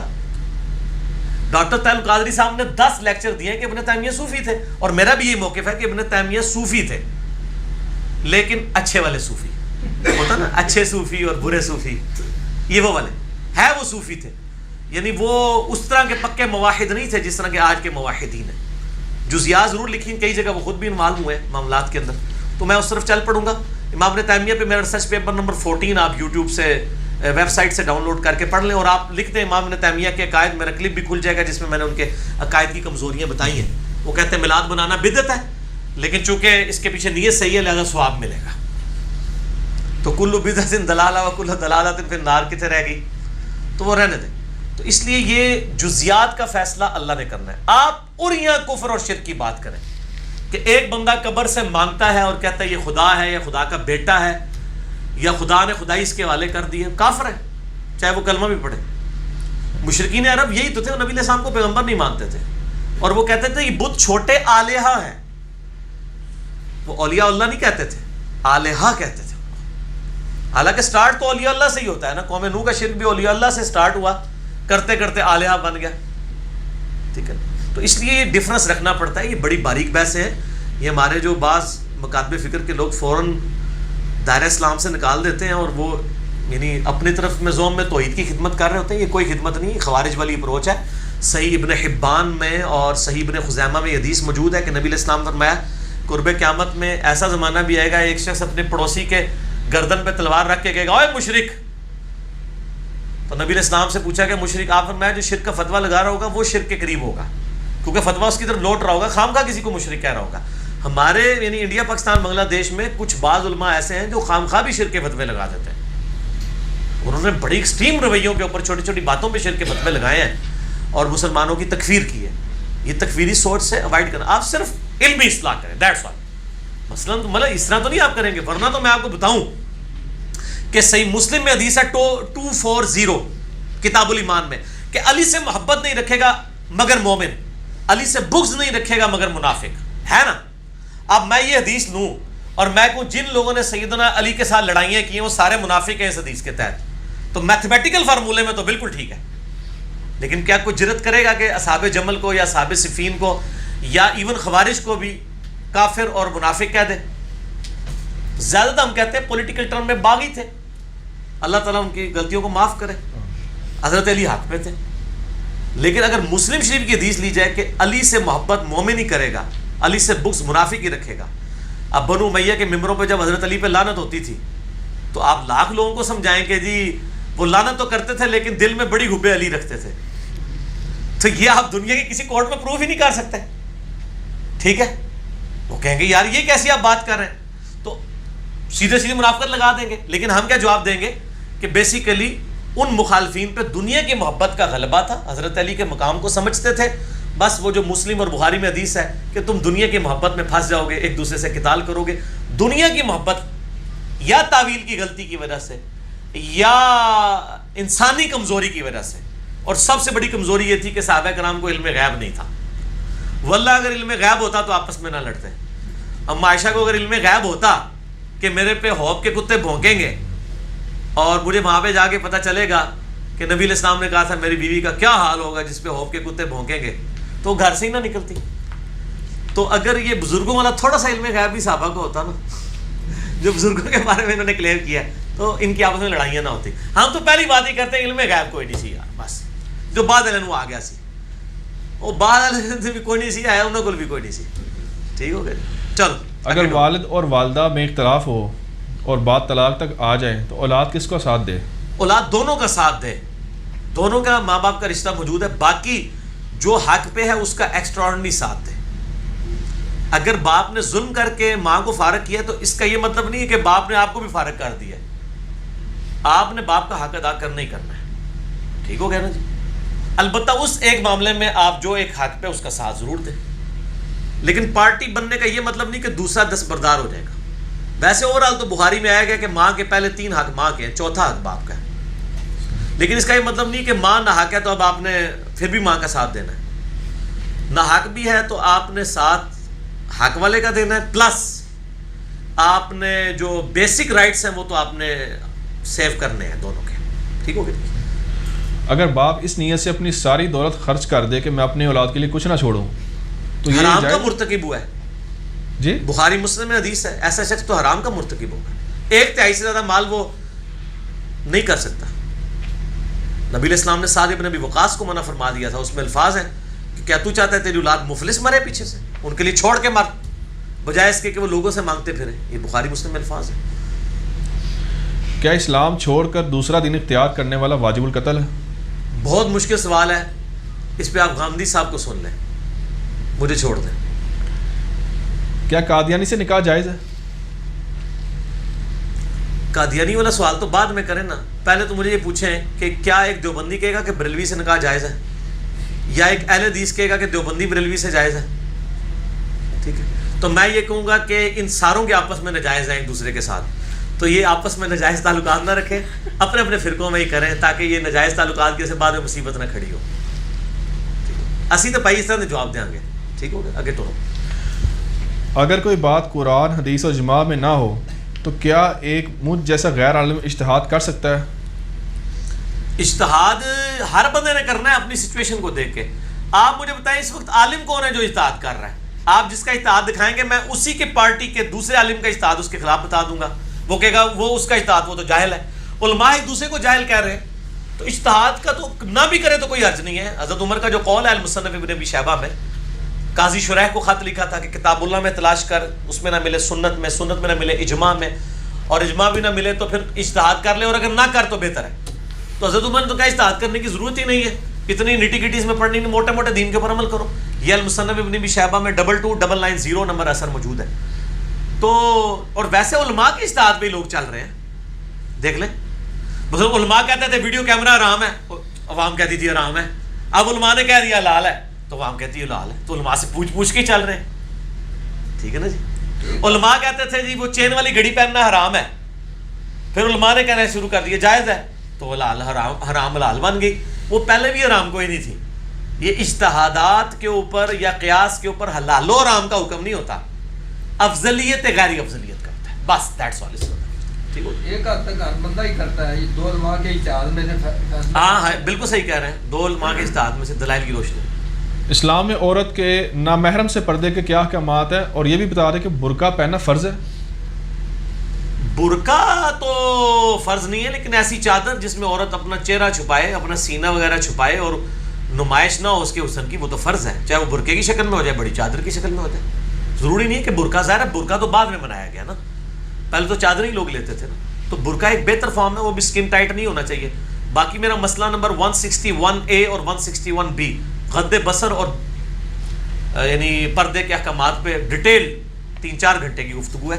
نٹی گٹیز اسی میں نے ڈسکس کی ہیں عورتوں کے حوالے سے. تو اسی ضمن میں مردوں کے لیے بتا دیں کہ وہ بھی ان کو کیا کرنا چاہیے، کیونکہ جب بعض اوقات بات کی جاتی ہے عورتوں کے حوالے سے تو پھر ان کا اعتراض ہوتا ہے کہ مردوں کے حوالے سے کوئی بات نہیں ہوتی. مردوں کے لیے تو میں نے بات کی ہوئی ہے. غض بصر میں نے 161A مردوں پہ کیا ہے، 161B عورتوں پہ کیا ہے. پہلے مردوں سے بات شروع کی ہے کہ نگاہیں جھکا کے رکھیں. اگر ان کا یہ خیال ہے کہ یہ مرد بھی اب نقاب کرنے شروع کر دیں تو اس لیے نہیں ہے کہ مرد ایکٹیو ہوتا ہے، عورت پیسو ہوتی ہے. اور عورت کو اللہ نے خوبصورت بنایا ہے، مرد کو اس طرح کا خوبصورت نہیں بنایا. یہ انسانوں میں ہی ہے، ویسے جانوروں میں اور فیمیل ہی خوبصورت ہے. یہ جو مورنی اتنی خوبصورت آپ کو نظر آتی ہے، یہ مور ہوتا ہے، مورنی نہیں ہوتی. لیکن انسانوں کی فیمیلز جو ہیں وہ میلز کی نسبت زیادہ خوبصورت ہیں. باقی جانوروں میں آپ چلے جائیں تو سارے میل ہی خوبصورت ہیں. مرغا اور مرغی کو آپ کمپیئر کر لیں، کون خوبصورت ہے اتنا پیارا خوبصورت ہوتا ہے. ٹھیک ہے. اچھا اچھا ٹھیک ہے شاہ جی ٹھیک ہے. شاہ جی تاری ویڈیو جو دیکھنے کے نا کہا لے پھر پوچھا کے. اچھا آگے ٹورو. اگر کوئی مسجد بنانے کی خواہش رکھتا ہو تو کس کے حوالے کرے؟ آج کل فرقہ واریت کی نہیں، کسی کے حوالے نہ کرے، وہ متولی خود بن جائے. ہم نے اپنی اکیڈمی جب رجسٹر کروائی تھی 2011 میں تو کہہ رہے تھے کہ بریلوی ہے، دیوبندی اہل حدیث شیعہ. ہم نے کہا تھا آپ لکھیں مسلمان. انہوں نے کہا یہ تو کوئی ہوتی نہیں ہے. اس سے آپ اندازہ لگائیں کہ پاکستان میں مسلمان کتنے ناپید ہیں. ظاہر ہے ان کا نہیں کسی نام پہ کراؤ, پھر ضد کرتے رہے الٹیمیٹلی وہی مانے. ہماری اکیڈمی مسلمانوں اور مسلمان اس پہ ہوئی ہے. تو پنڈی میں کئی مسجد ہیں. گلزار قائد میں ایک ڈاکٹر سرار صاحب کی بہت بڑی مسجد ہے, اس کے بعد لکھا ہوا ہے کہ یہ اس مسجد میں حرمین شریفین کی طرح تمام مکاتب فکر کے لوگوں کو اپنے طریقے کے مطابق نماز پڑھنے کی اجازت ہے. امام جو وہاں پہ رکھا ہے وہ رفع الیدین نہیں کرتا, لیکن آمین اتنی اونچی ہوتی ہے اس مسجد میں, سینکڑوں نمازی ہوتے ہیں, درجنوں نہیں سینکڑوں, کہ لگتا ہے اہل حدیث کی مسجد ہے, سارے لوگ پڑھ رہے ہوتے ہیں. دوسری کیا آپ 10ویں جماعت بھی کرائیں کوئی نہیں آپ کو روکتا. تو مسجد متولی کے نام رہے, کسی فرقے کے نام پر رجسٹر نہ کرائیں, اور اس پہ آپ رجسٹر کروا دیں کہ حرمین کی طرح تمام مکاتب فکر کے علماء کو یعنی عوام الناس کو اجازت ہے. ہمارے والے نہ کریں, ہم مسجد کو نہیں لیتے. ٹھیک ہے جی. کیا حادثاتی موت شہادت ہے اور کیا ایسا شہید جنتی ہے؟ اللہ نے فیصلہ کرنا ہے. اگر وہ حادثے میں نکلا ہوا چوری کرنے کے لیے, فراڈ کرنے کے لیے, ایئر کریش میں وہ گیا بےایمانی کرنے کے لیے کہیں اور راستے میں مر گیا, یا وہ چوروں کی طرح بوٹ میں بھاگ رہا تھا فیون کی یا ہیروئن کی اسمگلنگ کرتے ہوئے اور پانی میں ڈوب کے مر گیا, اور بخاری مسلم میں حدیث ہے میری امت میں جو ڈوب کے مرے وہ شہید ہے, اس طرح تو شہید نہیں ہوگا. شہید کا فیصلہ اللہ نے کرنا ہے. یہ صرف ایک رخ نہیں ہے کہ بخاری مسلم میں حدیث ہے جو طاعون کے مرض سے مر جائے وہ شہید, پیٹ درد سے مر جائے وہ شہید, دیوار کے نیچے دب کے مر جائے وہ شہید, پانی میں ڈوب کے مر جائے وہ شہید. ٹھیک ہے نا جی. لیکن بشرطے کہ باقی چیزیں بھی موجود ہوں. اور آپ کے پاکستان میں تو ایک شرط اور بھی چاہیے کہ وہ آپ کے فرقے کا ہو تو شہید ہے, دوسرا مر گیا تو رام موت مر گیا. ظاہر ہے وہ تو یہی کہیں گے. اس لیے آپ دیکھیں شہید تو چھوڑ دیں, آپ دیوبندیوں کو سنیں وہ کبھی احمد بریلوی رحمت اللہ علیہ نہیں کہیں گے. مرحوم احمد بریلوی صاحب فرماتے ہیں, مرحوم مودودی صاحب فرماتے ہیں. اپنے علماء کے نام لیں گے تو کہیں گے اشرف علی تھانوی رحمہ اللہ. بریلویوں کو آپ کتابیں پڑھ کے دیکھیں, ان کے علماء کو سنیں, کبھی نہیں کہیں گے اشرف علی تھانوی رحمہ اللہ, لکھیں گے شیخ اشرف علی تھانوی مرحوم لکھتے ہیں. تو یہ تو اپنے علماء کو نہیں مانتے, حالانکہ ان کو نہیں پتا مرحوم کا مطلب ہی یہی ہے رحم کیا گیا. رحمت اللہ علیہ, اللہ نے پتا تانوں تے عربی آندی سی, خدا دا نا ہے, تانوں تے پتا ہونا چاہیے سی کہ رحمت اللہ علیہ تو بھی اگلی ڈگری ہے مرحوم. ٹھیک ہے نا جی. تو وہ ہمارے کہنے سے کوئی نہ رحمت اللہ علیہ بنتا ہے, لعنت اللہ علیہ کوئی بنتا ہے, یہ اللہ نے فیصلے کرنا ہے. ٹھیک ہے. علی بھائی صبح شام, اس لیے میں دیکھیں میں سب کو صاحب کہتا ہوں, میں رحمت اللہ علیہ لگانے والا جھگڑا ہی نہیں کرتا, فلاں صاحب لکھتے ہیں. صبح شام یا پھر نماز کے بعد کے اذکار جن کے لیے تعداد مخصوص ہے, اگر وہ انسان ذکر اذکار کرتا ہے اور اس کو ترجمہ نہیں آتا تو کیا وہ اس فضیلت کا حقدار ہے؟ ہاں فضیلت تو ملے گی, لیکن ہم نے اذکار کارڈ کے اوپر ترجمہ اسی لیے چھاپا ہے کہ خدا کے لیے اب رمضان کا مہینہ آ رہا ہے, اتنے قرآن ختم کرنے کی بجائے ایک بار ترجمہ پڑھیں, بار بار پریکٹس کریں, اس کی لذت تو تبھی آئے گی. بل وہ ایک فضیلت تو مل جائے گی. وہ تو الف لام میم کے بارے میں نبی علیہ السلام کی جامع ترمذی میں حدیث ہے, الف لام میم میں نہیں کہتا یہ ایک حرف ہے بلکہ یہ 3 حرف ہیں, الف الگ حرف, لام الگ, 3, تو اس پہ 30 نیکیاں ملیں گی. حالانکہ الف لام میم کا تو ترجمہ ہی کسی کو نہیں آتا. ترجمے کی وجہ سے ثواب نہیں, لیکن یہ حقیقت ہے کہ ترجمہ ہی اصل ہے. تعلیمات میں یہ سائیڈ بینیفٹ ہے کہ آپ کو قرات کا ثواب مل رہا ہے. ایک خالی ثواب لے رہا ہے, پڑھ رہا ہے ایک نعبد و ایک نستعین ہے, لیکن ساتھ یا علی مدد کہہ رہا ہے, تو اس کا ایک نعبد و ایک نستعین پڑھنا کیا ہوا؟ یہ تو اسی طریقے سے ایک بندہ ڈرائیونگ سیٹ پہ بیٹھا ہوا ہے اور وہ کہہ رہا ہے keep left keep left keep left, اور اسٹیئرنگ رائٹ موڑتا جا رہا ہے, ٹھوک دے گا سامنے والے کو. ٹھیک ہے نا. زبانی کیپ لیفٹ تو نہیں کہنا, باقی انہوں پریکٹس بھی کرنا ہے. ٹھیک ہو گیا. رمضان آ رہا ہے, اس حوالے سے تھوڑا سا ایک میسیج دے دیں عوام الناس کو کہ قرآن ختم کرنے کے چکر میں نا وہ لگے ہوتے ہیں زیادہ سے زیادہ, تو اس کو سمجھ کے پڑھنا زیادہ ضروری ہے. زیادہ ضروری نہیں, سمجھ کے پڑھنا ہی ضروری ہے. یہی کام کریں. اس دفعہ مہربانی کریں کہ روزانہ کا ایک پارہ قاری صاحب تلاوت کرتے ہیں نا قیام اللیل میں, آپ جناب مغرب سے عشاء ایک پارہ اردو ترجمہ پڑھ دیں. ٹھیک ہے جی. ایک پارہ نہیں پڑھ سکتے, ایک سورت ہی پڑھ لیں. ضروری نہیں کہ پورا قرآن ہی آپ نے کور کرنا ہے رمضان میں. میں آپ کو کہتا ہوں کہ آپ قرآن حکیم کی پہلی اگر 10 صورتیں کور کر لیں جو 10 پاروں کے اوپر محیط ہیں, پورے قرآن آپ کو سمجھ آئے گا. ویسے تو سورۃ البقرہ ہی پورے قرآن کا خلاصہ ہے, وہ 2.5 پارے. کچھ تے کرو اللہ دے بندو. ساس سسر کی مرضی سے بجلی چوری ہو اور بہو خاموش رہے اس پہ تو گناہ گار ہوگی؟ بہو پروٹیسٹ تو اپنا ریکارڈ کروائے, لیکن ظاہر ہے کہ بہو اس گھر کی مالکن تو نہیں ہے نا. گناہ گار تو وہ ساس سسر ہی ہوں گے. پروٹیسٹ کس کو ریکارڈ کرائے؟ وہ ساس سسر کو بتائے، پروٹیسٹ اس طرح ریکارڈ کرائے کہ اس کو کہے کہ یہ حرام ہے جو آپ کر رہے ہیں، اللہ کے حضور پکڑ ہوگی. ویسے تو میں آپ کو بتاؤں ہمارے کے پی میں، خیبر پختونخوا میں اکثر مساجد جو ہیں چوری کی بجلی پہ چل رہی ہیں. ابھی گورنمنٹ نے تھوڑی سختی کرنی شروع کی ہے، اب وہ چوری کی بجلی کے اوپر مسجدیں چل رہی ہیں، آپ دیکھ لیں. تو وہ جا رہے نماز پڑھنے اور وہ ثواب سمجھتے ہیں. ٹھیک ہو گیا. آگے وضو کے پانی میں اگر کوئی مردہ گر جاتا ہے اس وضو سے نماز پڑھ سکتے ہیں پھر؟ ایک کتنے ڈگا تھا کنے پڑھنی ہے، جب تو ڈگے گا نا پھر ہی چیک کرنا. تھیوریٹیکل سوالوں کے جواب نہیں ہوتے. بدبو اور تعفن پھیل جائے تو نہ پڑھیں، اگر بدبو اور تعفن نہیں پھیلا تو پڑھ لیں. اگر زندگی بھر کے لیے قسم کھائی ہے تو کیا ہر بار اس کو توڑنے پر کفارہ ہوگا؟ نہیں، قسم کا کفارہ ایک دفعہ ہی ہوگا. مسئلہ 68 ایک بار توڑ دی ختم ہوگی. وہ زندگی بھر کے لیے قسم کھائی جاتی ہے. جب کوئی بندہ کہتا ہے آندھا کے بعد میں قسم کھاتا ہوں تو اسے نہیں ملوں گا، تو وہ کیا کہہ رہا ہوتا ہے کہ یہ میں 10 دن کے بعد مل لوں گا. وہ یہی کہہ رہا تھا کہ اب نہیں ملوں گا فار ایور.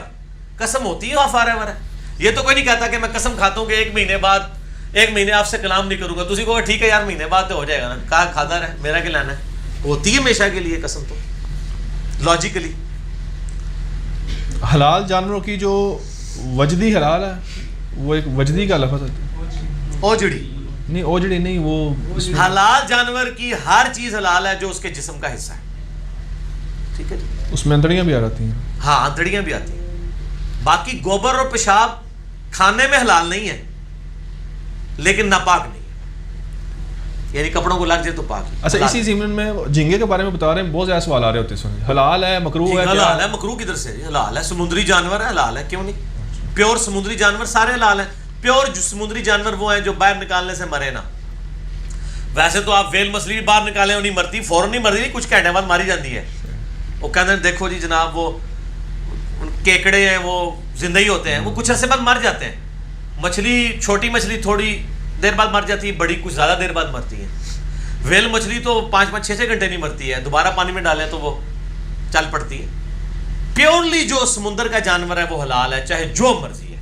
صحیح بخاری میں موجود ہے کہ ابو عبیدہ بن جرح کو جب ایک جہادی مہم کے لیے روانہ کیا گیا تو ایک بہت بڑی مچھلی جو ہے نا وہ سمندر کے کنارے آ گئی، اور وہ صحابہ کرام کتنے دن تک کھاتے رہے، اور کہتے جب ان کی 2 پسلیاں جوڑی نا یوں تو ایک اونٹ سوار اس کے نیچے سے گزر سکتا تھا.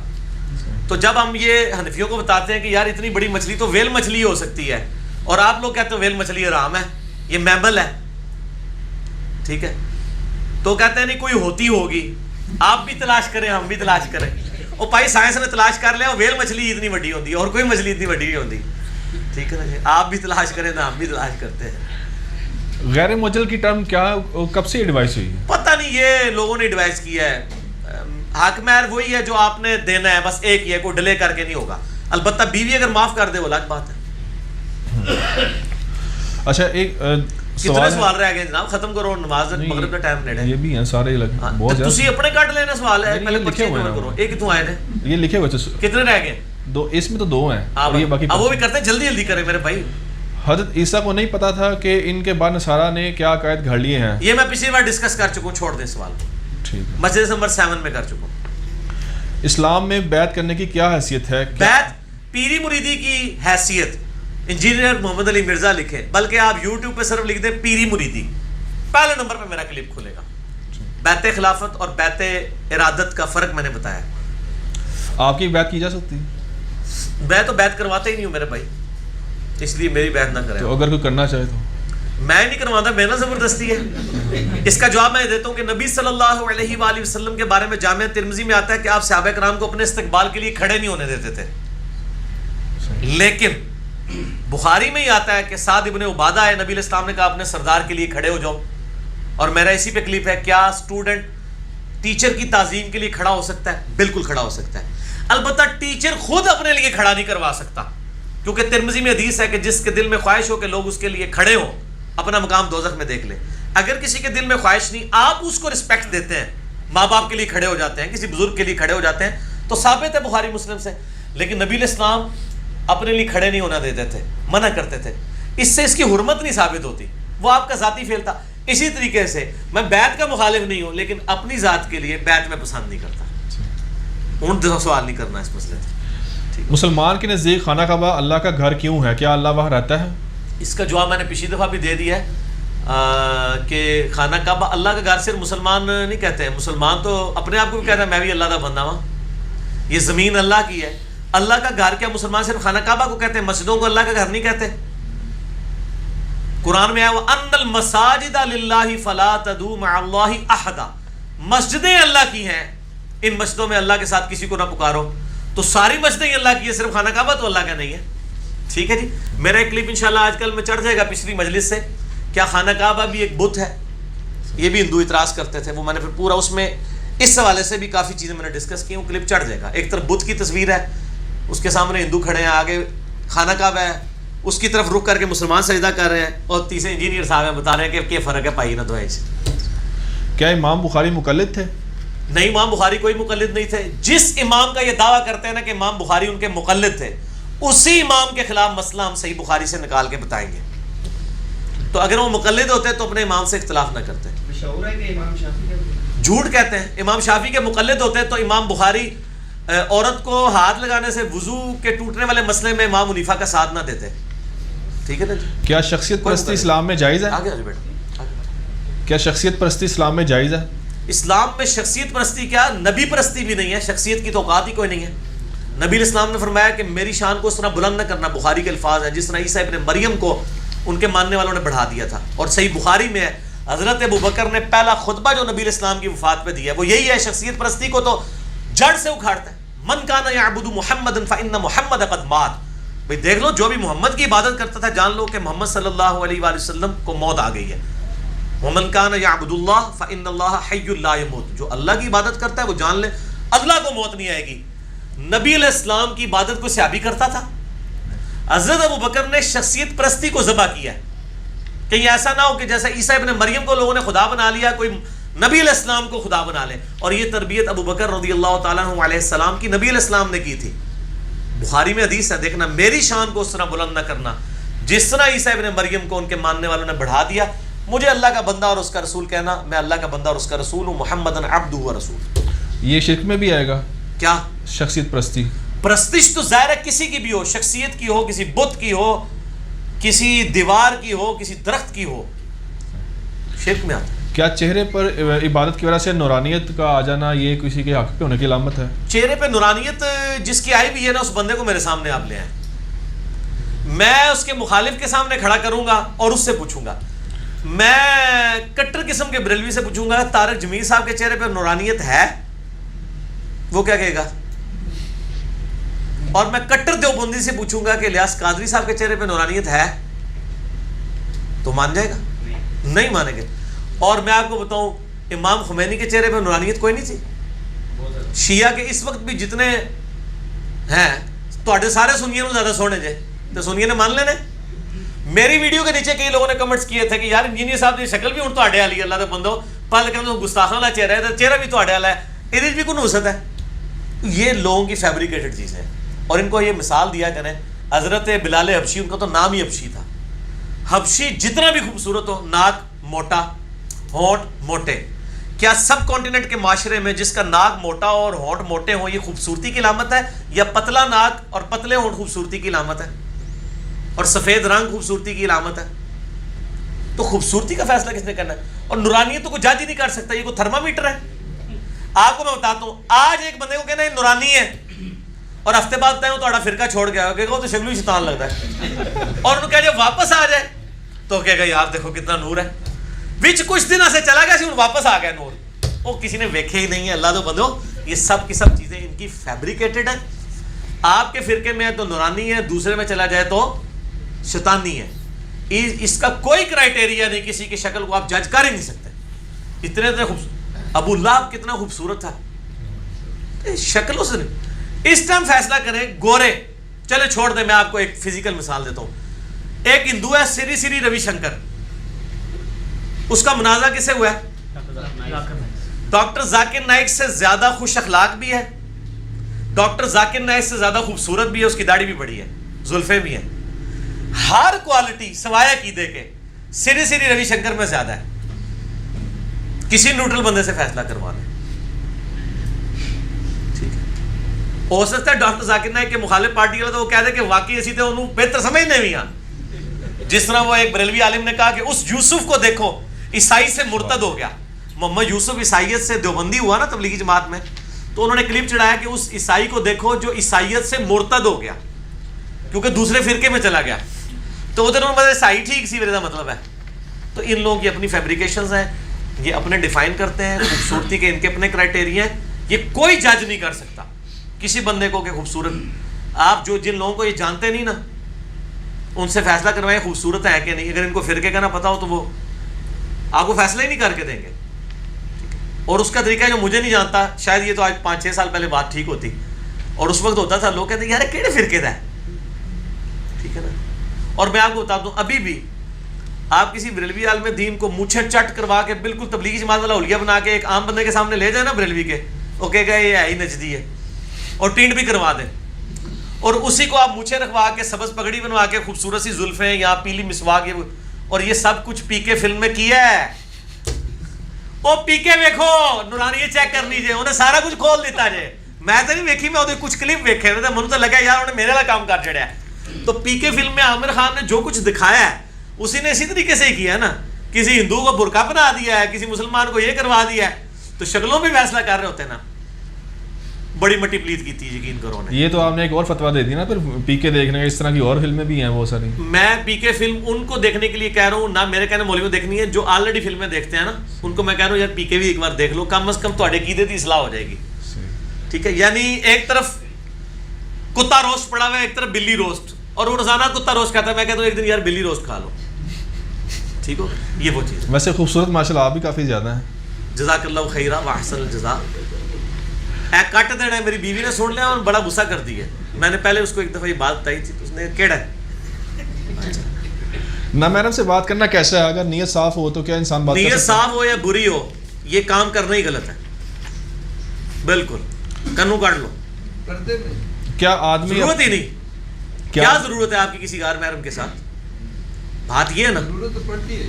اور سر اتنے جی ہے جناب, وہ سمندر کا پانی خشک ہو گیا ہے, سڑکاں ٹوٹیاں نے, ہوں میں جناب وہ گیس والے غبارے سفر کر لاں, پھر ضرور کرو. ٹھیک ہے نا, مسئلہ تو یہ ہے کہ نیوز میں یہ بھی لکھا کہ اکثر علماء نامحرم سے بات کرنے کو ٹھیک کہتے ہیں. یہ پورا کوشچن ہے. تو اس کا جواب یہ ہے کہ وہی علماء کچھ عرصے بعد انہی نامحرم کو گھر سے بیاہ کے لے جاتے ہیں. بگا چلے عثمان بھائی کا لفظ بگا ہے, میرا نہیں ہے, اس واسطے انہوں کٹنا نہیں ہے کیونکہ میں تو کہی نہیں. آدمی اپنے بھائی کی ساس کے ساتھ نکاح کر سکتا ہے؟ کیوں نہیں کر سکتا؟ اس کے ساتھ اس کا کیا لینا دینا ہے؟ غیر محرم ہے اس کے لیے. کیا ریٹائرمنٹ کے پیسے کے اوپر زکوٰۃ فرض ہے؟ جو آپ کی جمع بوجھی جس پہ سال گزرے گا زکوٰۃ فرض ہے. مسئلہ 95B میرا دیکھ لیں, زکوٰۃ کے قدیم اور جدید 70 احکام و مسائل. اسلام کے بارے میں قرآن کا پڑھنا ترجمے کے ساتھ شوق کیسے پیدا ہو تفصیل کے ساتھ پڑھنے کے لیے؟ شوق پیدا کرنے کے لیے میرے بھائی جس چیز کا بھی شوق پیدا کرنا ہے اس کا راگ لاپے. جو کہتا ہے نا مجھے دین پہ چلنے کا شوق ہے, اب ہر بندے سے دین ڈسکس کریں, آپ کو دین کا شوق پیدا ہو جائے گا. کیونکہ لوگ آپ کو ڈانٹیں گے بھی, ماریں گے بھی, گالیاں بھی نکالیں گے, پھر آپ کے لیے قربانی کا جذبہ پیدا ہوگا کہ میں دین کے لیے. پھر آپ کو صحابہ کے ایمان کی ایک ہلکی سی رمق مل جائے گی, اس کے بغیر نہیں ہونا. آپ کے دل میں دنیا کی محبت کیوں جاگزی ہوتی ہے؟ بچپن سے لے کے جوانی تک آپ کے ماں باپ آپ کو پٹی پڑھاتے ہیں, پڑھے گا نہیں مزدوری کرے گا, پڑھے گا نہیں دیا کرے گا, تو پڑھائی کی محبت پیدا ہو جاتی ہے. یہی ماں باپ آپ کو کہتے ہیں کہ نماز ہی پڑھے گا دوزخ ہی جائے گا, نماز, اور خود بھی اپنے عمل کر رہے ہوں تو دیکھو نمازی بچہ نکلے گا. ٹھیک ہے جی, کتنا رہ گیا ٹائم؟ 1 منٹ رہ گیا بس. ٹھیک ہے, اس کو کنکلوڈ کریں, باقی انشاءاللہ سیشن اگلی دفعہ کریں گے, کوئی ضروری نہیں. اگر یہ پرچیاں لادا کر لیں, اگلی مجلس میں ریکارڈ کر لیں گے. سبحانک اللہم و بحمدک اشہد ان لا الہ الا انت استغفرک و اتوب الیک وما علینا الا البلاغ المبین. جزاکم اللہ خیرا.